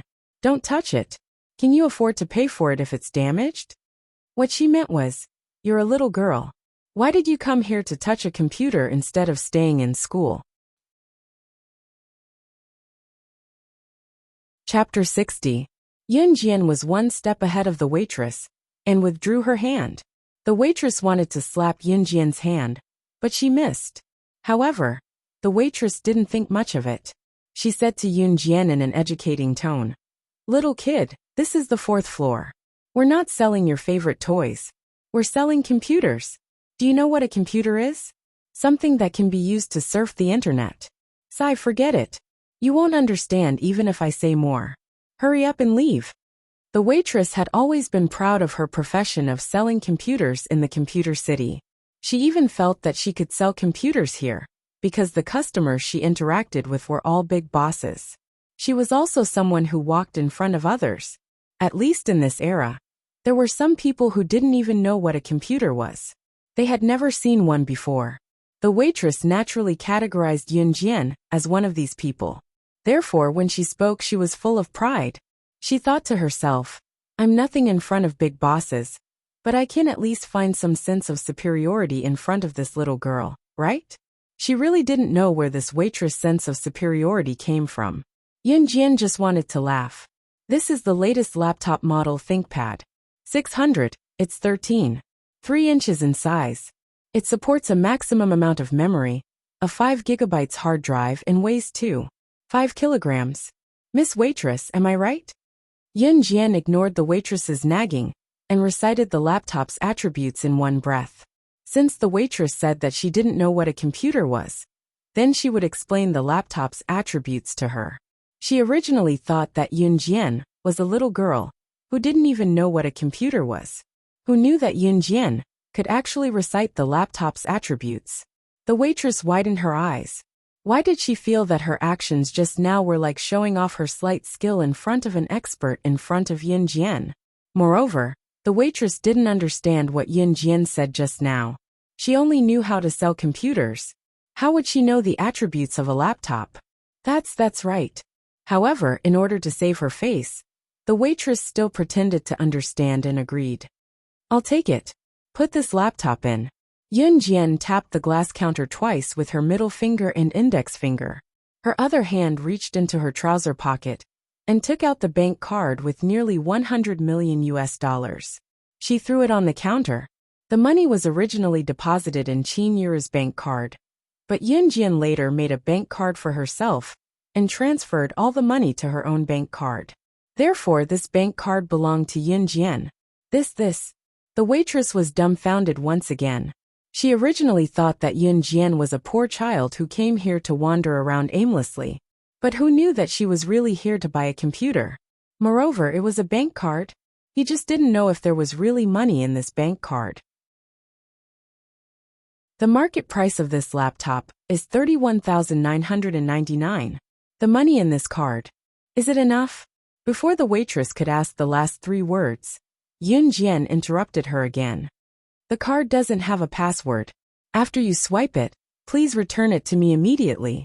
Yun Jian didn't want to argue with the waitress and said calmly. Being forced to this point, the waitress had no choice but to take the card and run to the counter. She wanted to see if this little girl could really take out 30,000 renminbi from her card. 30,000 renminbi wasn't a small amount. She worked here for a month and only earned 2,000 to 3,000 RMB a month. This monthly income was considered quite high in this era. The waitress came to the counter and wasn't in a hurry to swipe the 30,000 renminbi from the card. Perhaps it was out of curiosity, but she really wanted to see how much money this arrogant little girl had in her card. Because the card didn't have a password, the waitress first checked the remaining balance of the card. However, when the remaining balance of the card popped up, the waitress was so shocked that she almost dropped the card on the floor. The number that popped up from the card machine was 999700000. There were also 2 dazzling words behind it. USD. Chapter 61. There was close to 100 million US dollars in the card, which was equivalent to 600 million Chinese yuan. The waitress gripped the card with trembling hands, almost suffocating. God knew how shocked she was when she saw the number. What did it mean for a teenage girl to be able to fork out such a huge sum of money? This girl was definitely not an ordinary person.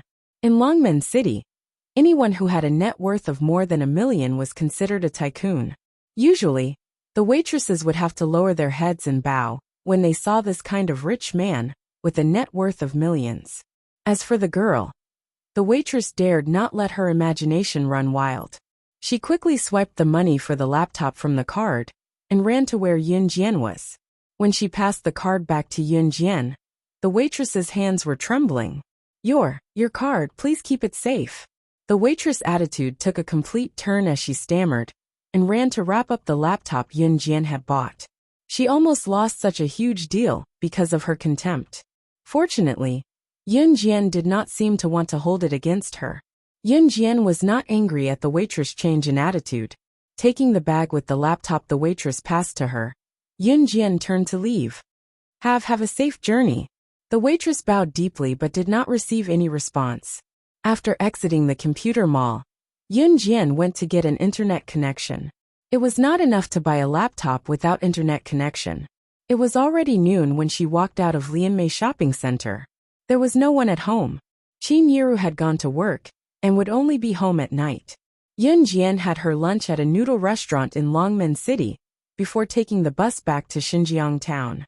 As soon as she got home, she installed the broadband cable and went back to her room.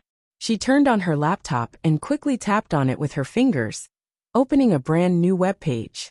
This web page was used by her in her past life to contact her subordinates. She did not log in at the internet cafe that day because it was difficult for her to surf the net in public.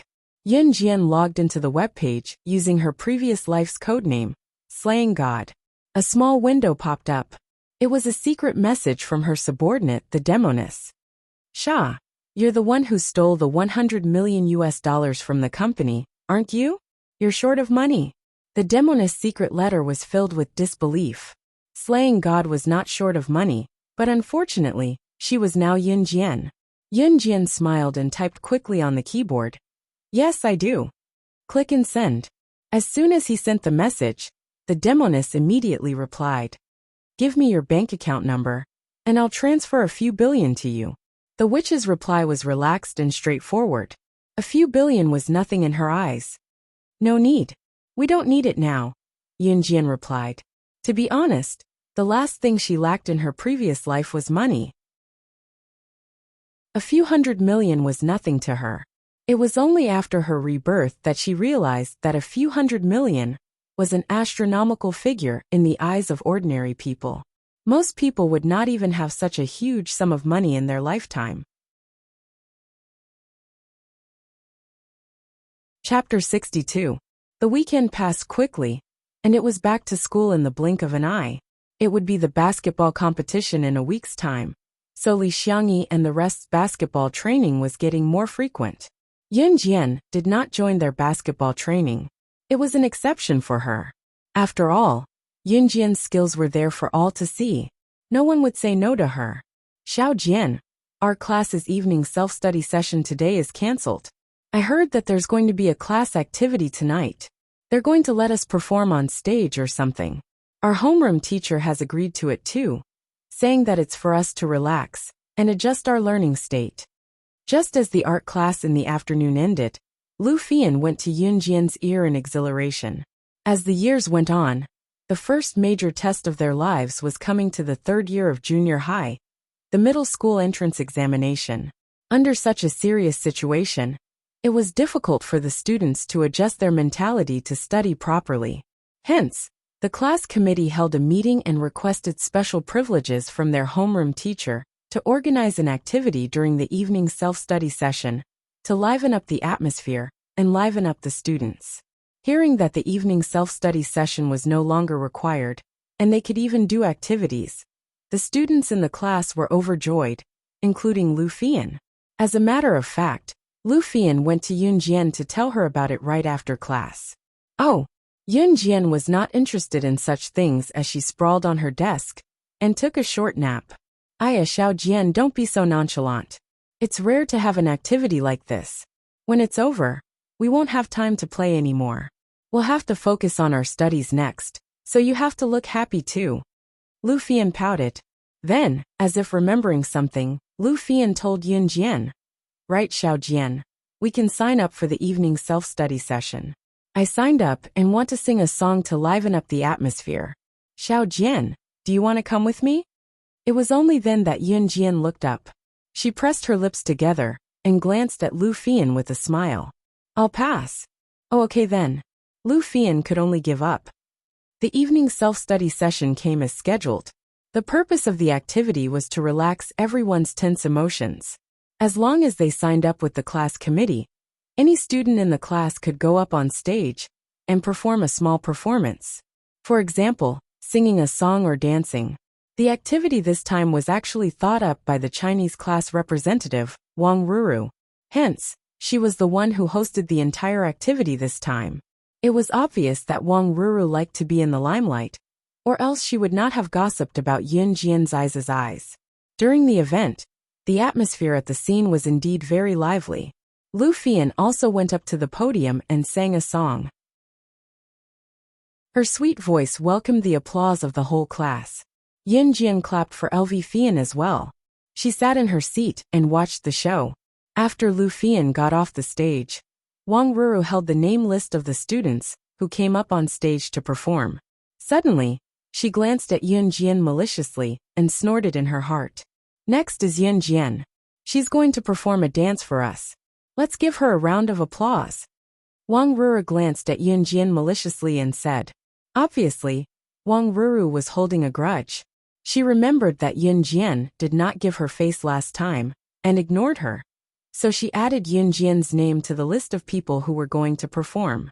Wang Ruru was well aware of Yunjian's background. She came from the countryside, so how could she have learned how to dance? She had already written her name on the list. Yunjian had to dance even if she didn't want to. Wang Ruru suddenly pulled out a smile, which was very strange. She was waiting to see Yunjian make a fool of herself. Who asked her to not give her face that day? Chapter 63. The event this time was just a small class activity, so it was not as formal as a joint performance on New Year's Day. The students were only going up to sing a song, or dance at the last minute to liven things up. Therefore, Wang Ruru had put Yunjian's name on the list of students who were going up to perform. Even if Yunjian said that she did not sign up now, the class would only think that she was being a wet blanket. Wang Ruru had considered this, and was well aware that Yunjian was from the countryside. Asking her to dance. How is that possible? She probably had never even seen a real dance before. It was obvious that she was trying to embarrass Yunjian. As expected, the entire class clapped after Wang Ruru's speech. The applause was unusually loud. The class loved to watch the drama. Most of them, as long as they were not stupid, could tell that Wang Ruru was purposely making things difficult for Yunjian. In spite of it, who would not be happy to watch a show? Hence, they were clamoring for Yunjian to perform the dance. Wang Ruru, what's the meaning of this? Xiao Jian didn't sign up. Why do you want her to perform? You're doing this on purpose, aren't you?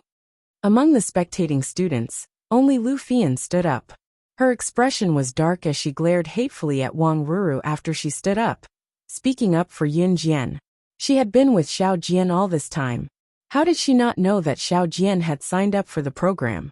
It was a dance too. Lu Fian had planned to invite Yunjian to sing a song with her, but Yunjian did not agree back then. It was obvious that Wang Ruru was using her power to avenge a personal grudge by adding Yunjian to the list and asking Yunjian to perform a dance. Most of them knew how to sing, or even sing the national anthem. However, most of them didn't know how to dance. Was it not obvious that they were bullying Xiao Jian?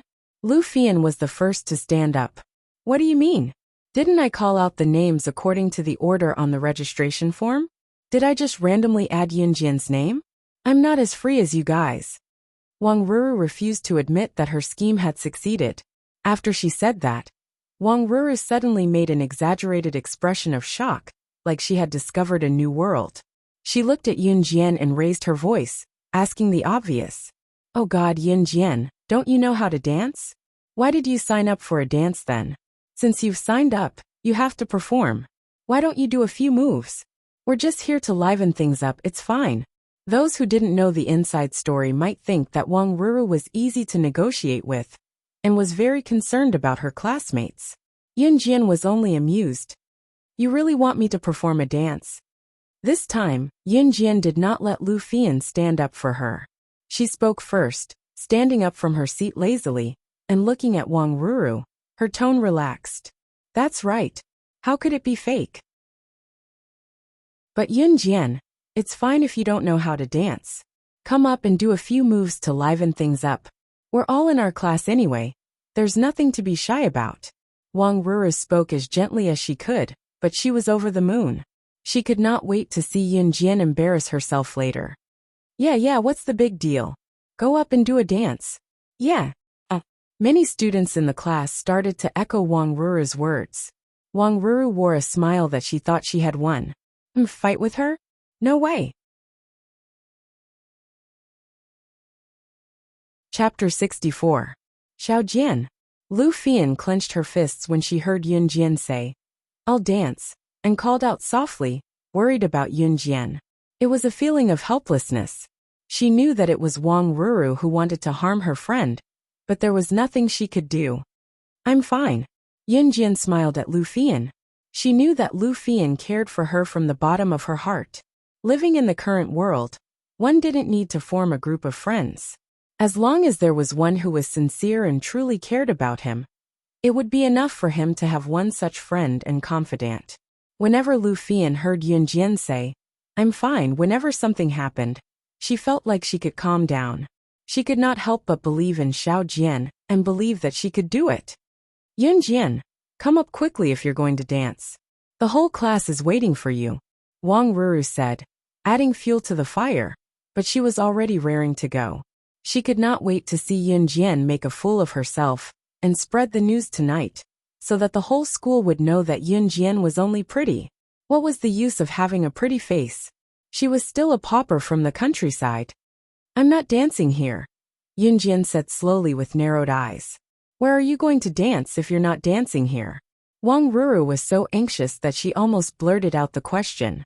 Yunjian did not give Wang Ruru a chance to speak. She looked out of the classroom and continued, "I want to dance outside the classroom." Once she said that, everyone in the class was stunned.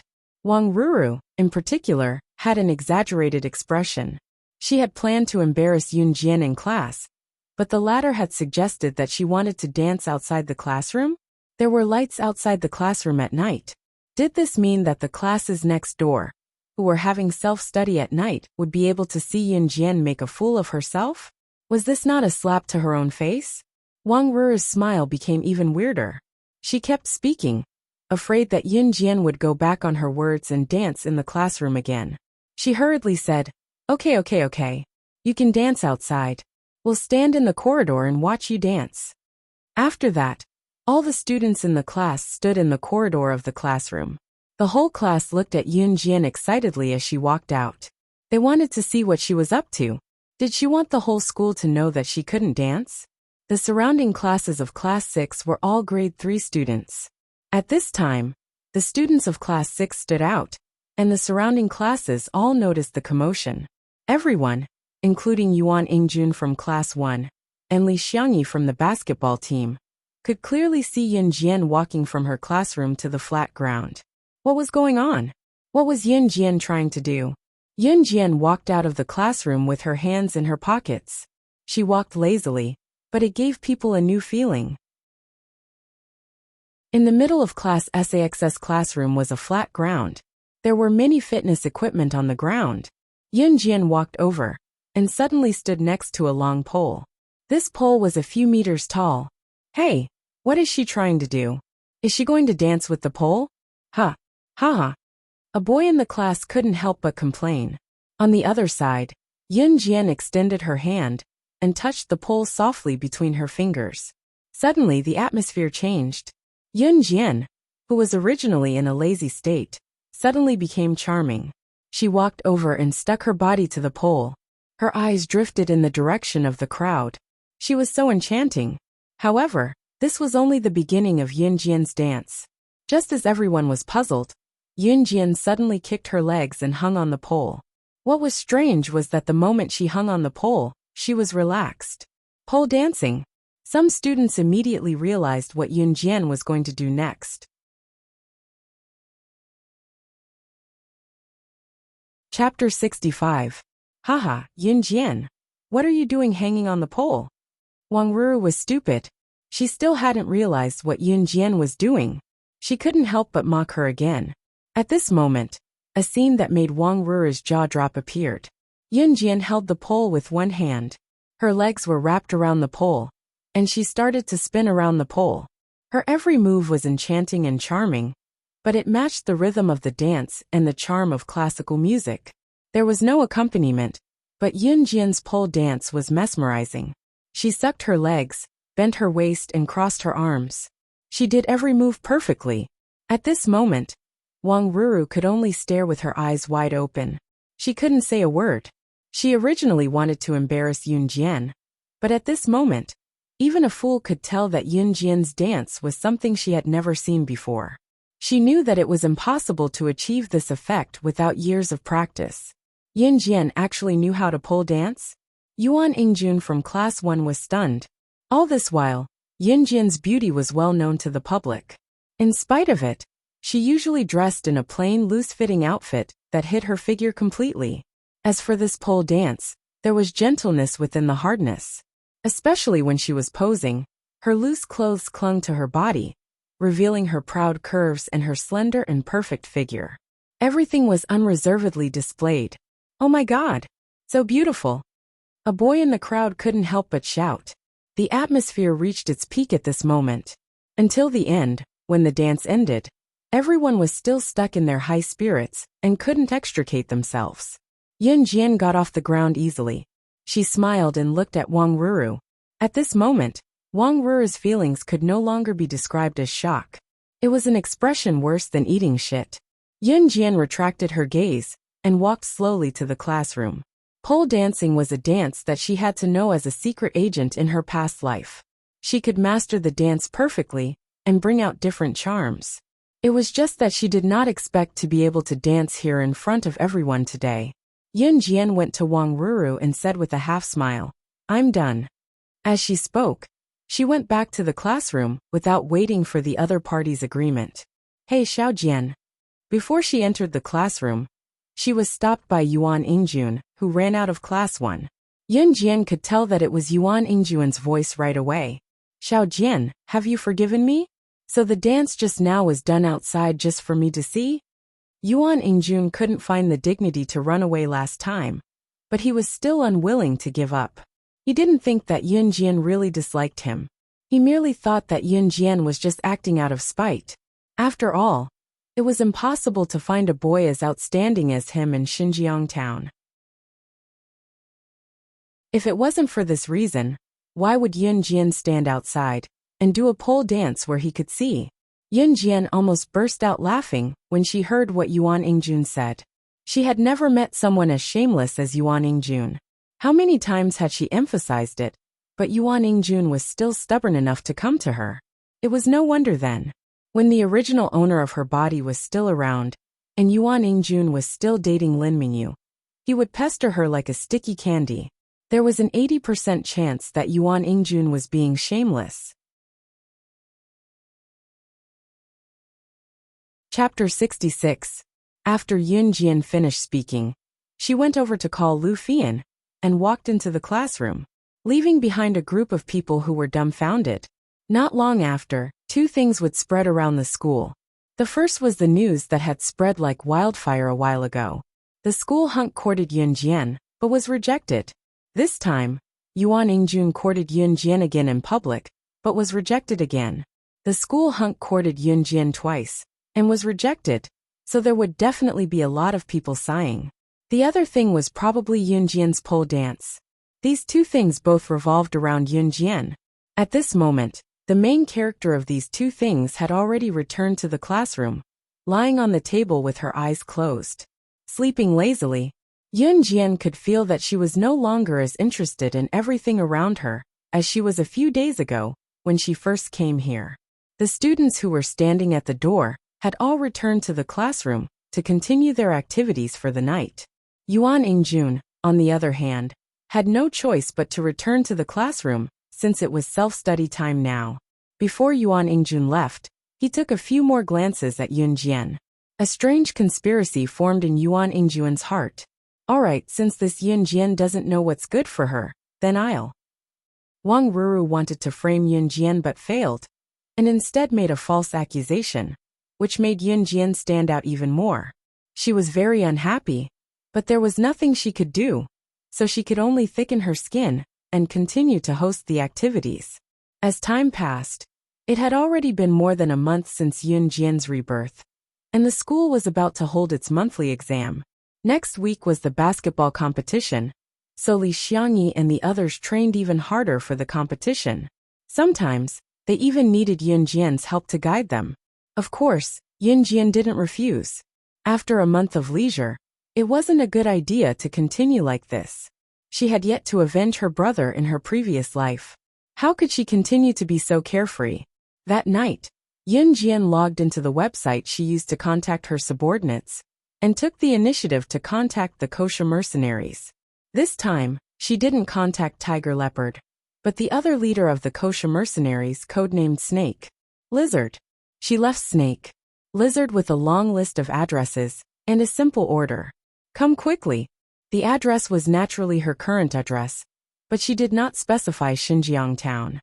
Instead, he wanted Snake Lizard to wait for him at a hotel in Longmen City. Among the kosher mercenaries, the one she thought the most highly of was Snake Lizard. It could be said that Snake Lizard was his right-hand man in his previous life. The organization that killed her brother was definitely not ordinary. She had to think about it carefully. The only person she trusted now was Snake Lizard, so she had to come alone. Snake Lizard was just a code name. However, Snake Lizard herself was just like her code name. She was a scorpion woman. The Snake Lizard was best at using poison.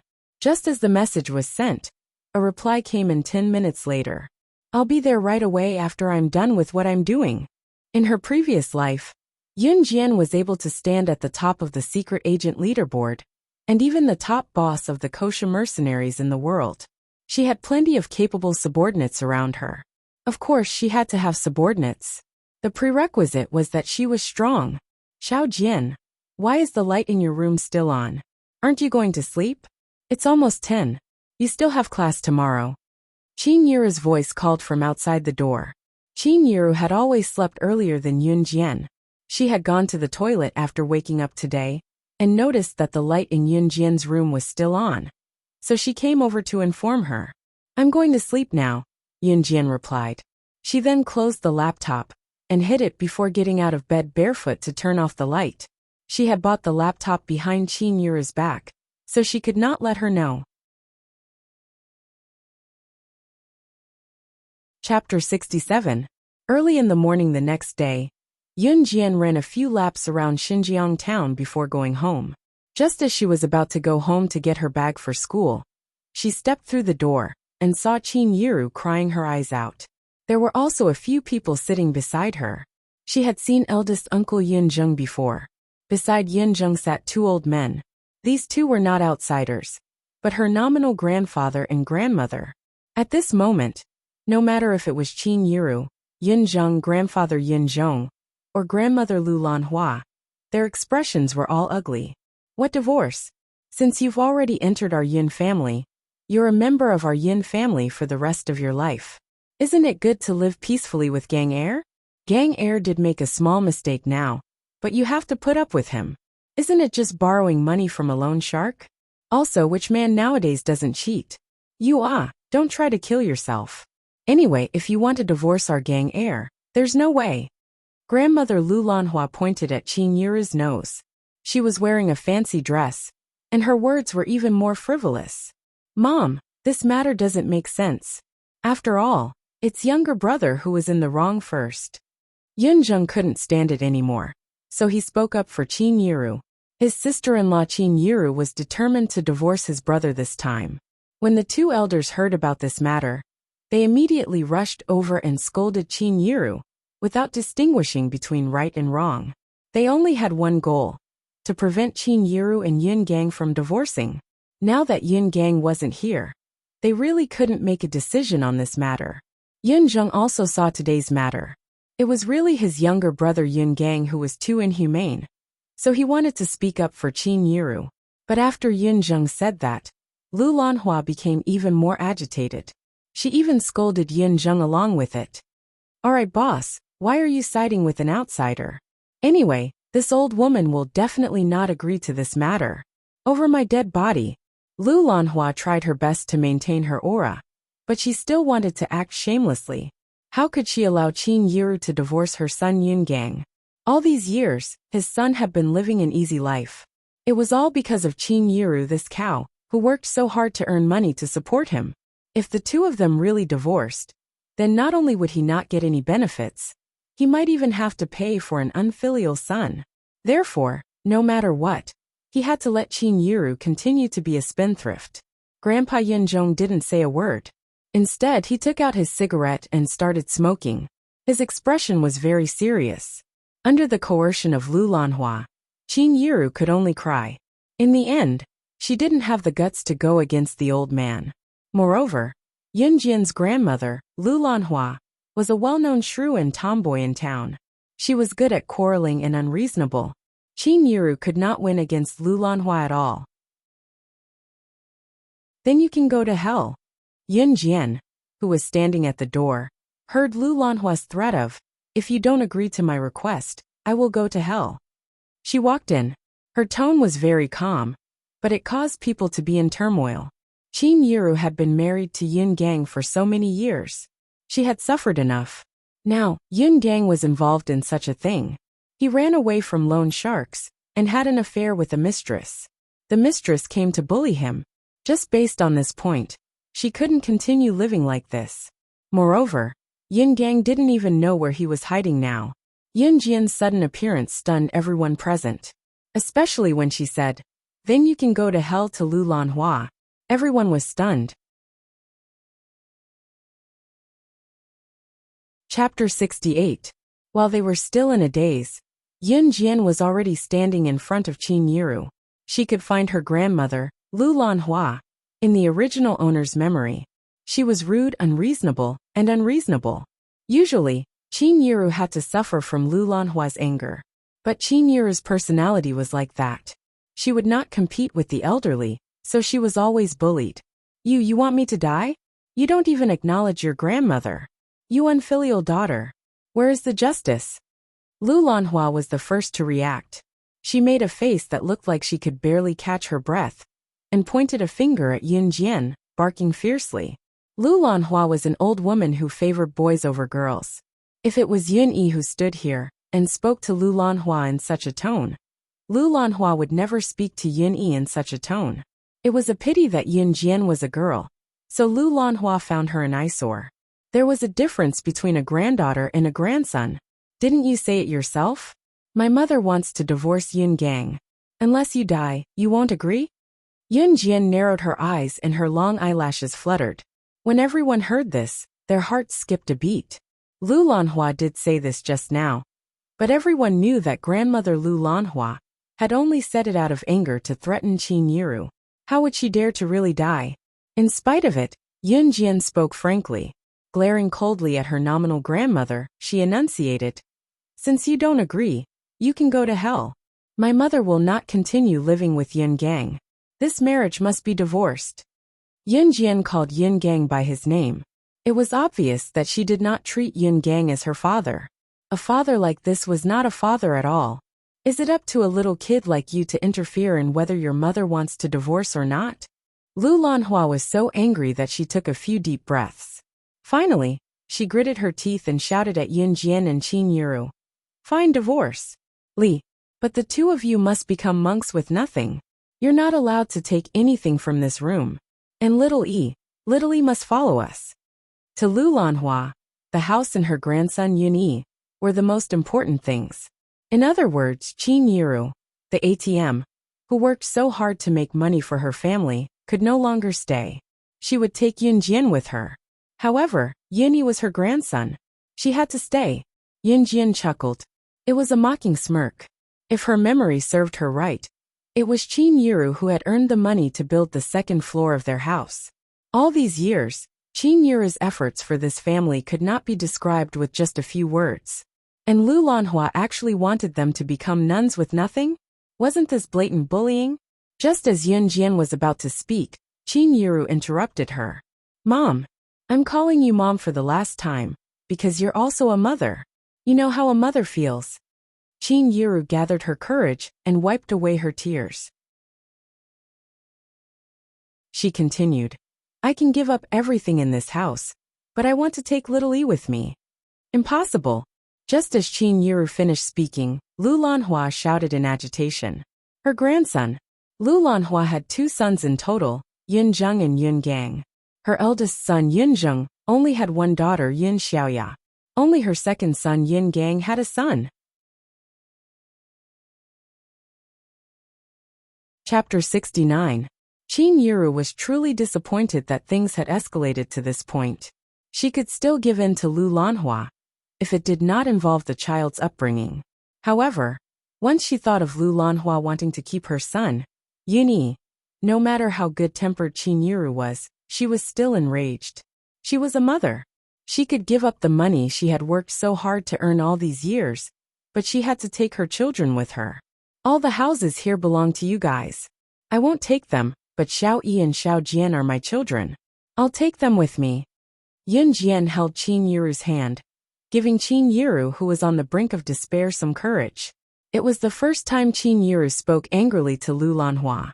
No matter how good-tempered a person was, they would be forced to lose their temper. Qin Yiru could not take it anymore. Her husband was on credit and had an affair, throwing all the chores to her.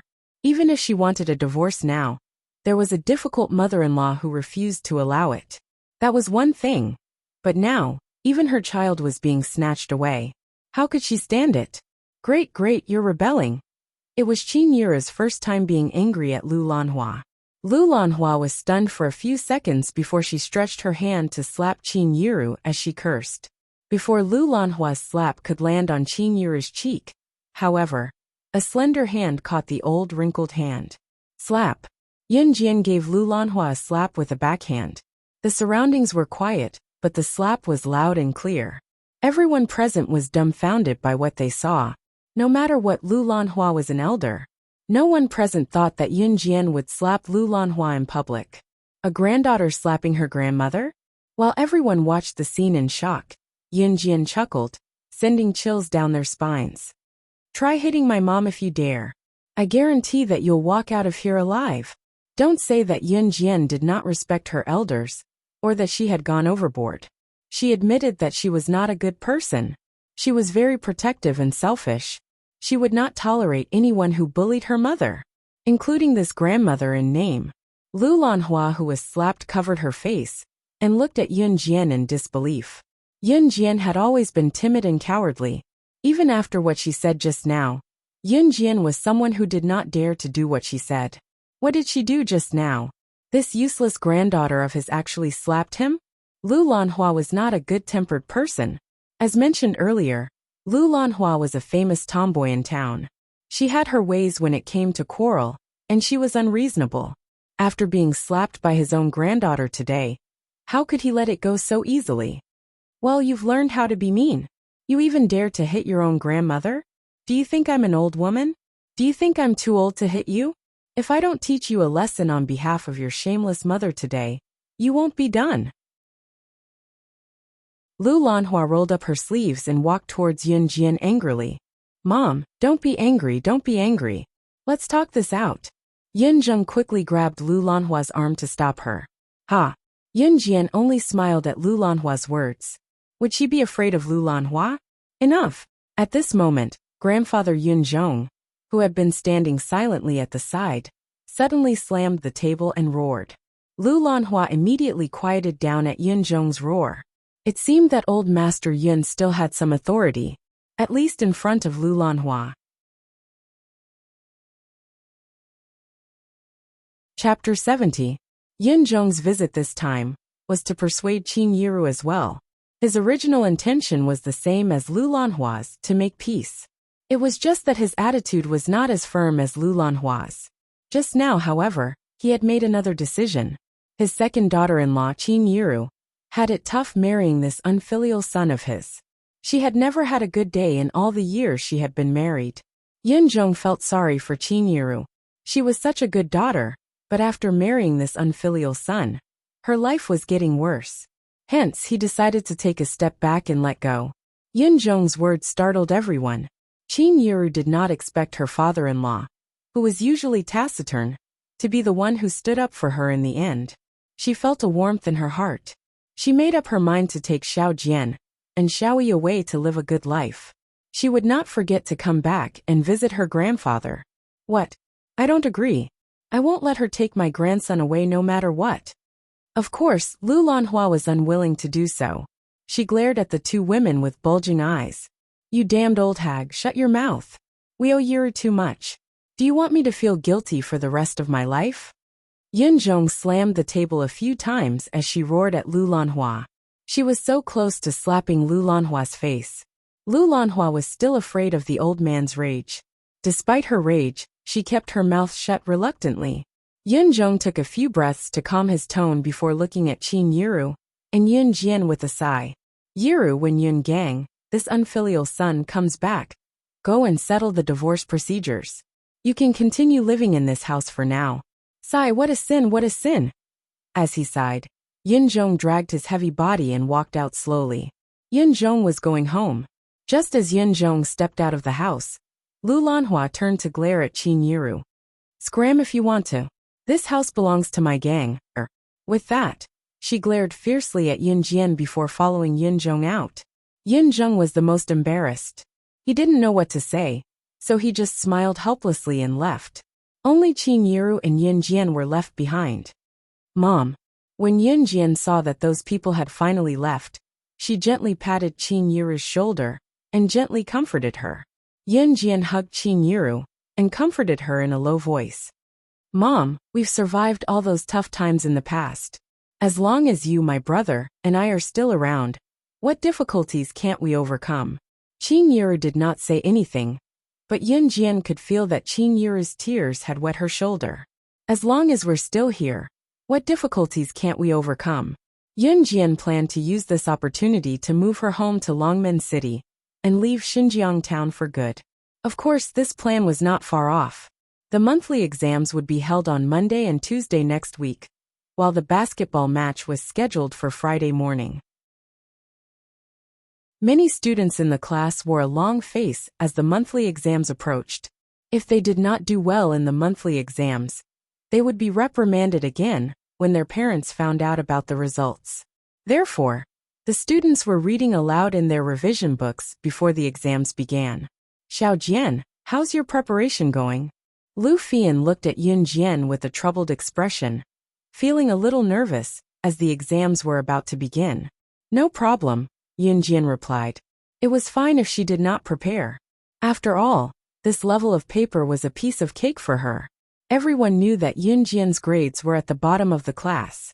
Every time the exams came, Yin Jian was the one who was most troubled. Yin Jian's no problem attracted a lot of attention from the students. However, Wang Ruru heard Yin Jian's words. She was still holding a grudge about what happened last time, so she could not help coming over to mock Yin Jian when she heard that she was no problem with her studies. Chapter 71.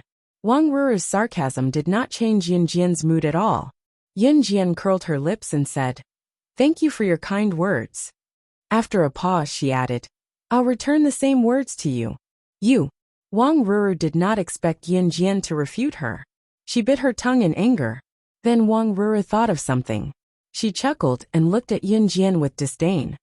So what if your mouth has become better? If you have the ability, you can get the same results as me.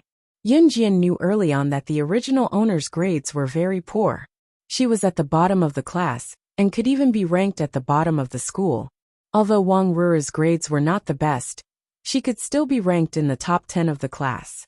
Wang Ruru was certain that Yin Jian's grades would not improve, so she said those words.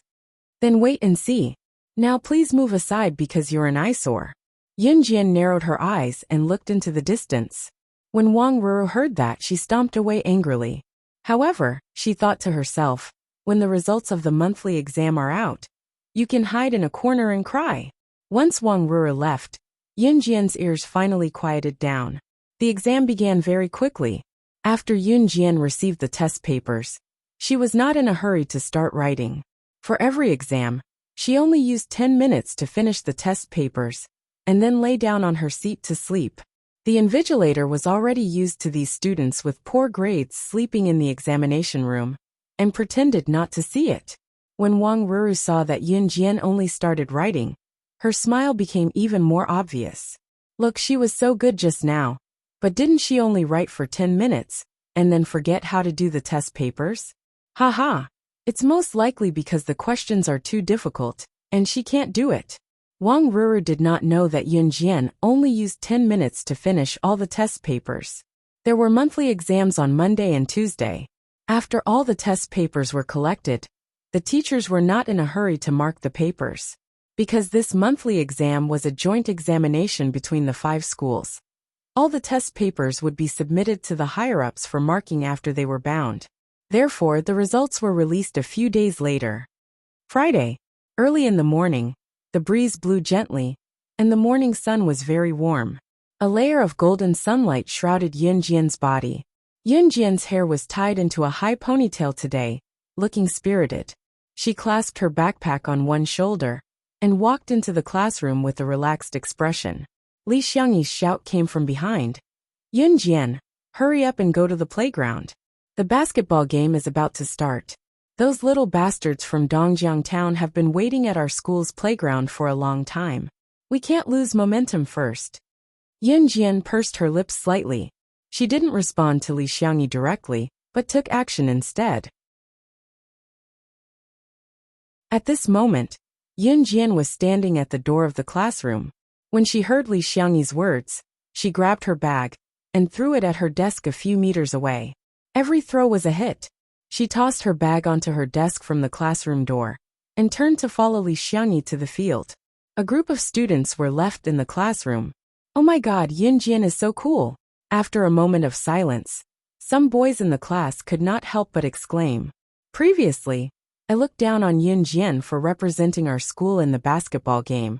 But after what she did just now, I'm convinced. Let's go to the field and cheer for Yunjian. The group of boys in the class rushed to the field noisily. Lu Fian also found a good spot on the field and waited to cheer for Yunjian. The basketball game between Xinjiang Town High School and Dongjiang Town High School was held at Xinjiang Town High School. Because it was held at their school, almost all the teachers and students in the school gathered at the field.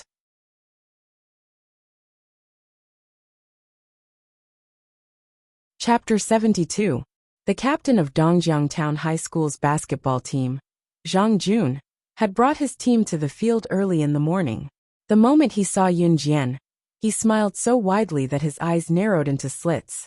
This time, with Yunjian in Xinjiang Town High School's team, Dongjiang Town High School would definitely win. A girl playing basketball? Heh, this must be a joke. In fact, Zhang Jun was not the only one who thought so.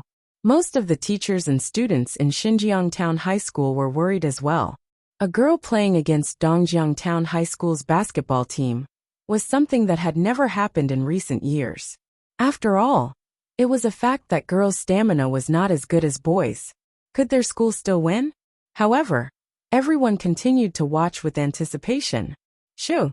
At that moment the referee blew the whistle. Both teams took their positions. This time, there were 3 rounds in the basketball game, and the winner would win 2 out of 3 games. In other words, if either side won 2 games first, they would win. Unlike the other panicking basketball players, Yunjian was in good condition. She did not show any signs of panic, just because it was a basketball game. In this basketball game, as the only girl on the court, Yunjian naturally received everyone's attention.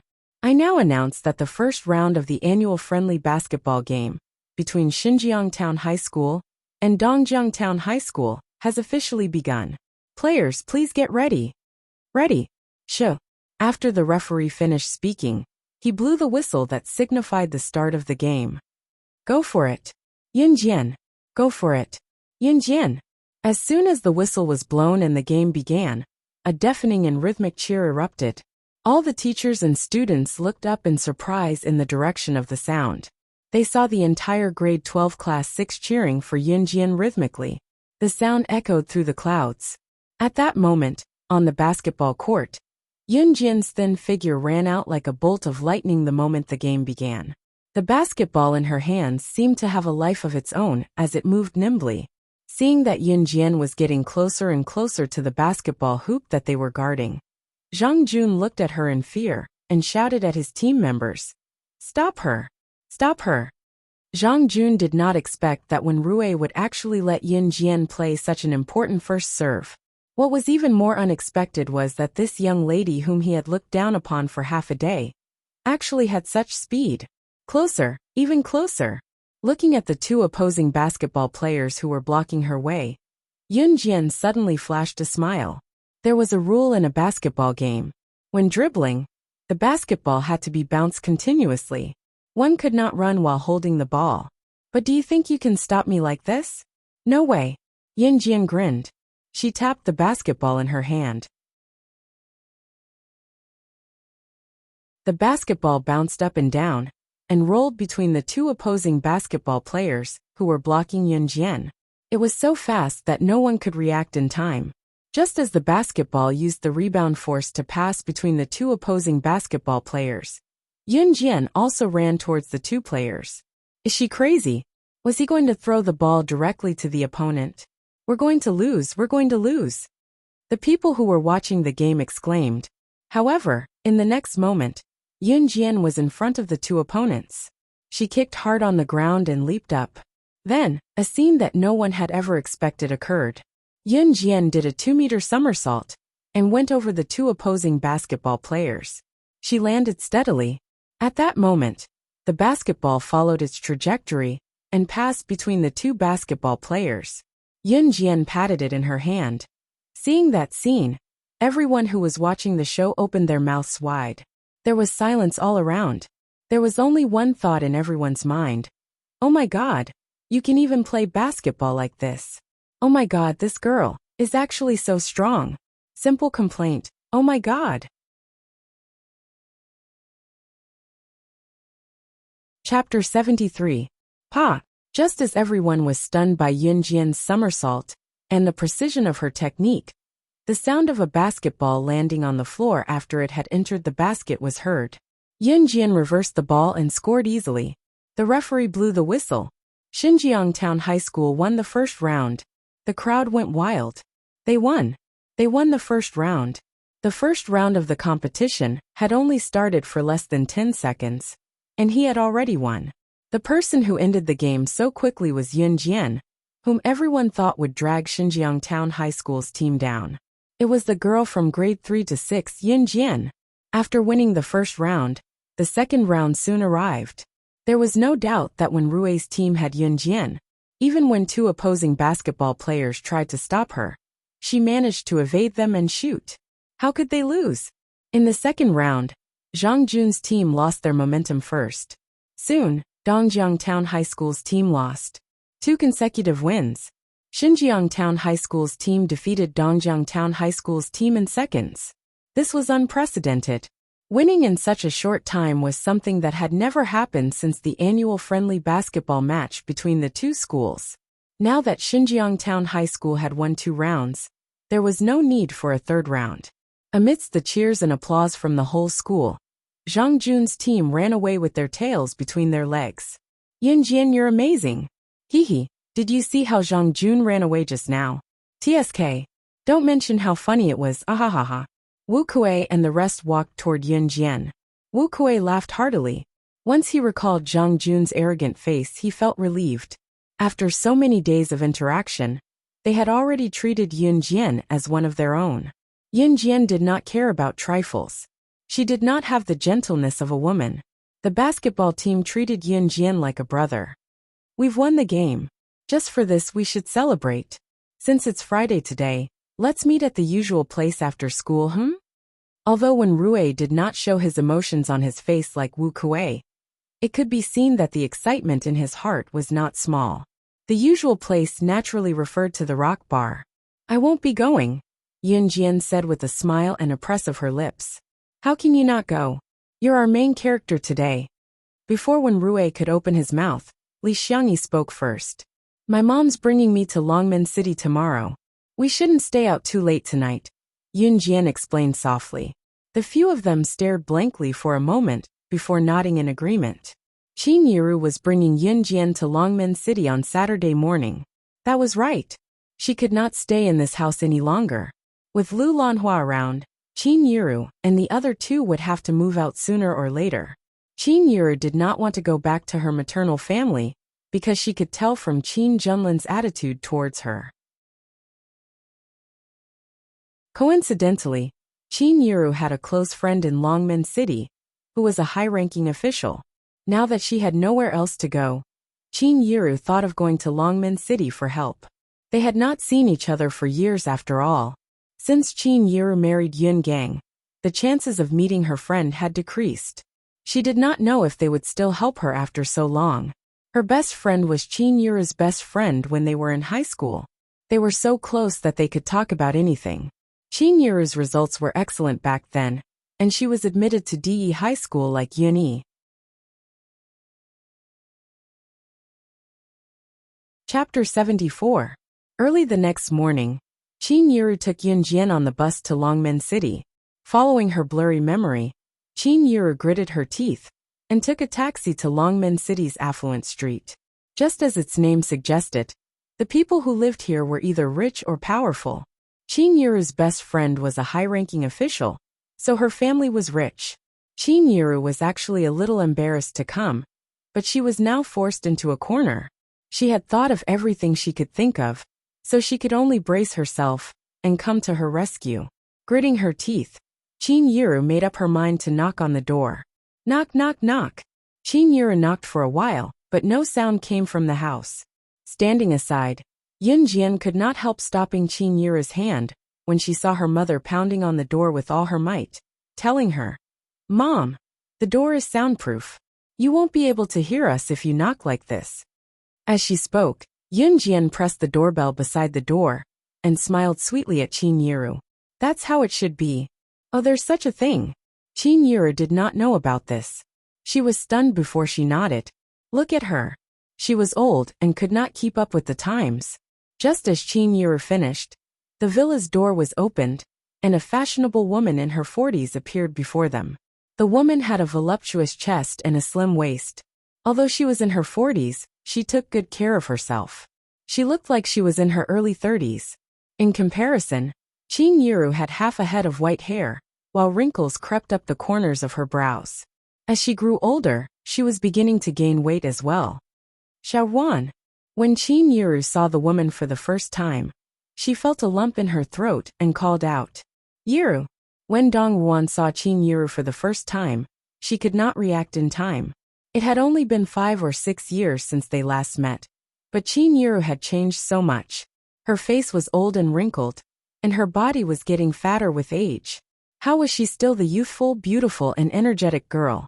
Dong Ruan felt a stab in her heart. She reached out to caress Qin Yiru's calloused hand. Her tears were about to fall. "What's going on? Yiru, it's only been a few years since we last met. How did you end up like this?"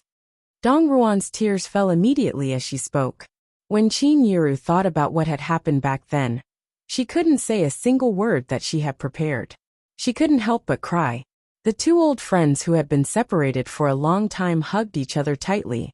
To explain why Qin Yiru was so out of control today, it all started back then. Back then, Qin Yiru decided to give up her studies and drop out of high school, so that her brother could marry her sister-in-law, and her sister could marry into a good family. Moreover, her family was not well off. As her best friend, Dong Ruan was strongly against it. At that time, she had a huge argument with Qin Yiru. In the end, Qin Yiru went back to town to get married. It was also from then on that Qin Yiru and Dong Ruan's relationship gradually faded. However, the two of them still kept in touch. Until 5 years ago, when Yun Gang lost a huge sum of money in gambling and was being chased for repayment. Naturally, Qin Yiru's family could not afford such a huge sum of money, so Dong Ruan paid for her family. Of course, Dong Ruan advised Qin Yiru to divorce Yun Gang immediately. She said that Yun Gang was unreliable. Qin Yiru refused and wanted to give Yun Gang a chance. Hence, the two of them had a huge argument. Although Qin Yiru had a weak personality, she would never turn back once she set her mind on something.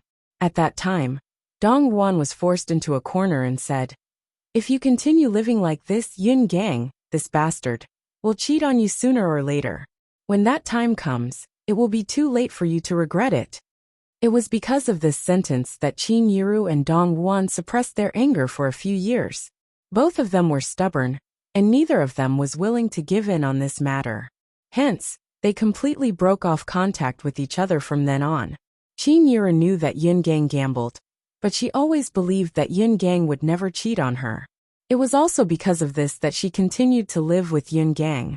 However, she really didn't expect that Yun Gang would really cheat on her.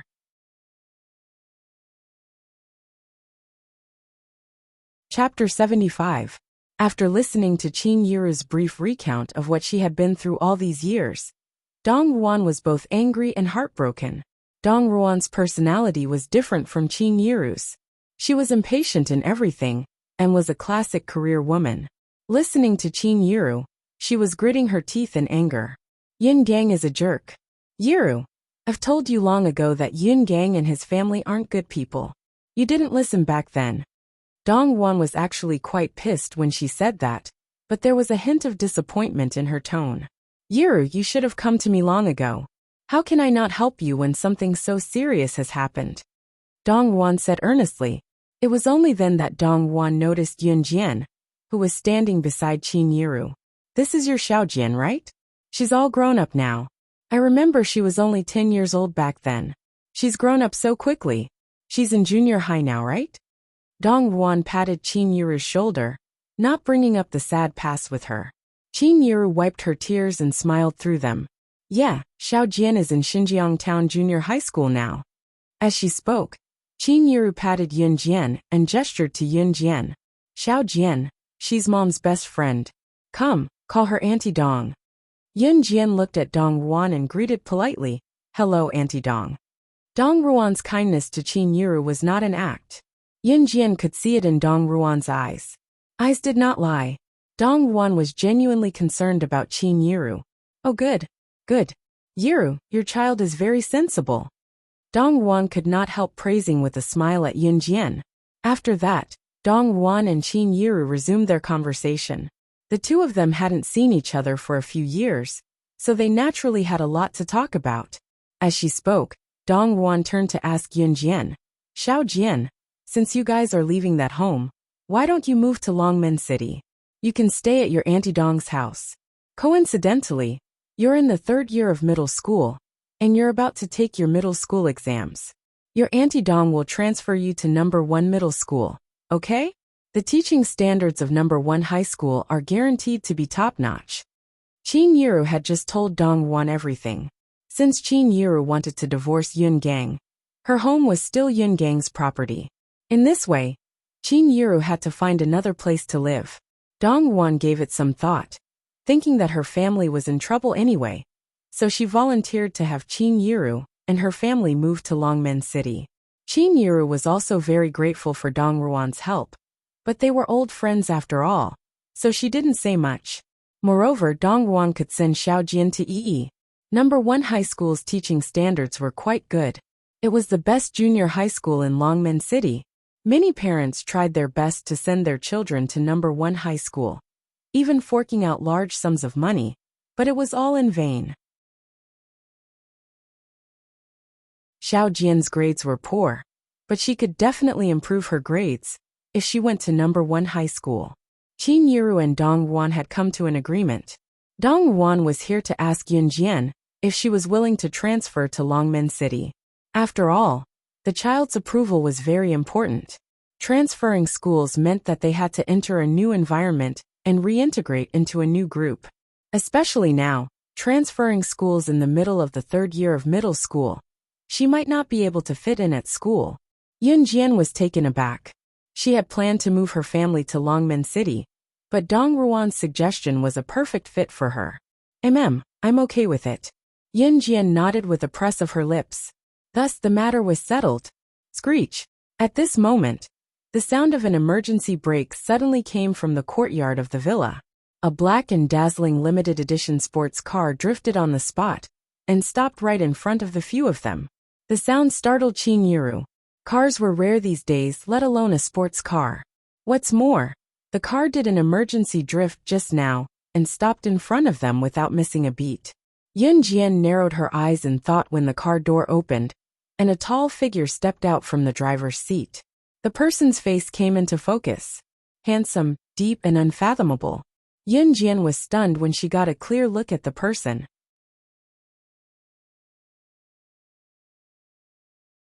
Chapter 76. Ce glanced at Yun Jian with his deep eyes, and was slightly taken aback as well. He was surprised that the girl he met by chance the other day was here, but his expression remained unchanged. As the tall silhouette walked over, Ce glanced at Yun Jian with his almond-shaped eyes before moving his lips at Dong Ruan. Auntie! Auntie! Yun Jian was stunned as well. The man's nonchalance after killing and forcing Enchantress, who ranked 10th on the secret agent leaderboard, to retreat the other day was proof that he was unfathomable. She did not know the man's identity. However, she knew that someone who could make Enchantress yield was definitely not a simple person. Such a person was actually the relative of her mother's best friend? As she thought about it, Ce had already walked past them and entered the door without looking back. Soon, his slender silhouette disappeared from everyone's sight. Dong Ruan smiled awkwardly at Qin Yiru and Yun Jian and explained, "This is my sister's child. He's lived abroad for many years and has only come back for a few days recently. This child is familiar with people." "Yiru, don't be offended." "Why would we be offended? The child is quite handsome. He looks a little like you, Xiao Ruan." Qin Yiru was not offended as she covered her mouth with a grin. Dong Ruan and Qin Yiru soon brought up endless topics. Standing there, Yun Jian was not in a hurry. She merely frowned slightly. She thought about it but could not figure it out, so she stopped thinking about it. In the afternoon, Dong Ruan insisted that Qin Yiru and Yun Jian stay for lunch before returning to Xinjiang town. The mother and daughter could not resist her enthusiasm and stayed for lunch. After that, Yun Jian did not see Ce again. After lunch, Yun Jian and Qin Yiru returned to Xinjiang town. She heard from Dong Ruan that she would help Yun Jian with the school transfer procedures in the next few days. She had a lot of connections in Longmen City, so she would inform Qin Yiru once the procedures were done. After that, Yun Jian and Qin Yiru moved out of that house and moved to Dong Ruan's house temporarily. Yun Jian could not tell Qin Yiru directly that she had the money to buy a house in Longmen City. All in all, everything would be fine if they moved to Longmen City first. Qin Yiru was reluctant to leave Xinjiang town because she was moving. She had been bidding farewell to her neighbors for the past few days. She even reminded Yun Jian, "Xiao Jian, your Auntie Dong said that the school transfer approval will probably be approved next week. You'll be staying in Xinjiang Town Junior High School for another week, so you should bid farewell to your friends properly. Don't forget to mention this to the teacher." Yun Jian nodded and replied, "I know, Mom." She did not know how to bring it up to Lu Fian, since she was about to transfer schools. Lu Fian was the original owner's best friend, and she treated her well too. Yun Jian saw Lu Fian as a friend from the bottom of her heart too. Lu Fian would definitely be reluctant to let her leave. As expected, when Yun Jian told Lu Fian about it, the girl actually cried and laughed at the same time. "Xiao Jian, it's a good thing to be able to transfer to E High School directly. Even the students at the bottom can get into the second best foreign language high school in our city. You have to study hard when you're there. Don't cry." Yun Jian did not know how to comfort her, so she passed Lu Fian a tissue to wipe her tears. In the end, Yun Jian winked at Lu Fian. "Study hard, and we'll get into E High School together." Lu Fian did not say that it was difficult to get into E High School this time. She clenched her teeth and smiled through her tears. "Yeah, Xiao Jian, we can get into the same high school a year later." At the same time, in the office of the school building, one of the teachers, who was sorting out the test papers for the last month's 5-school joint examination, exclaimed in disbelief, "Full marks. Full marks again." This student from grade 12 class 6 had taken 4 exams and scored full marks in all of them. Oh my God. You're tuning in to the Dreamy Chapters YouTube channel. We're so grateful for your support, and don't forget to subscribe to join us on this incredible journey through captivating stories. Your generosity through donations truly makes a world of difference, as it's the primary source of revenue that allows me to expand and enhance this channel for you. Thank you from the bottom of my heart for being a part of this adventure.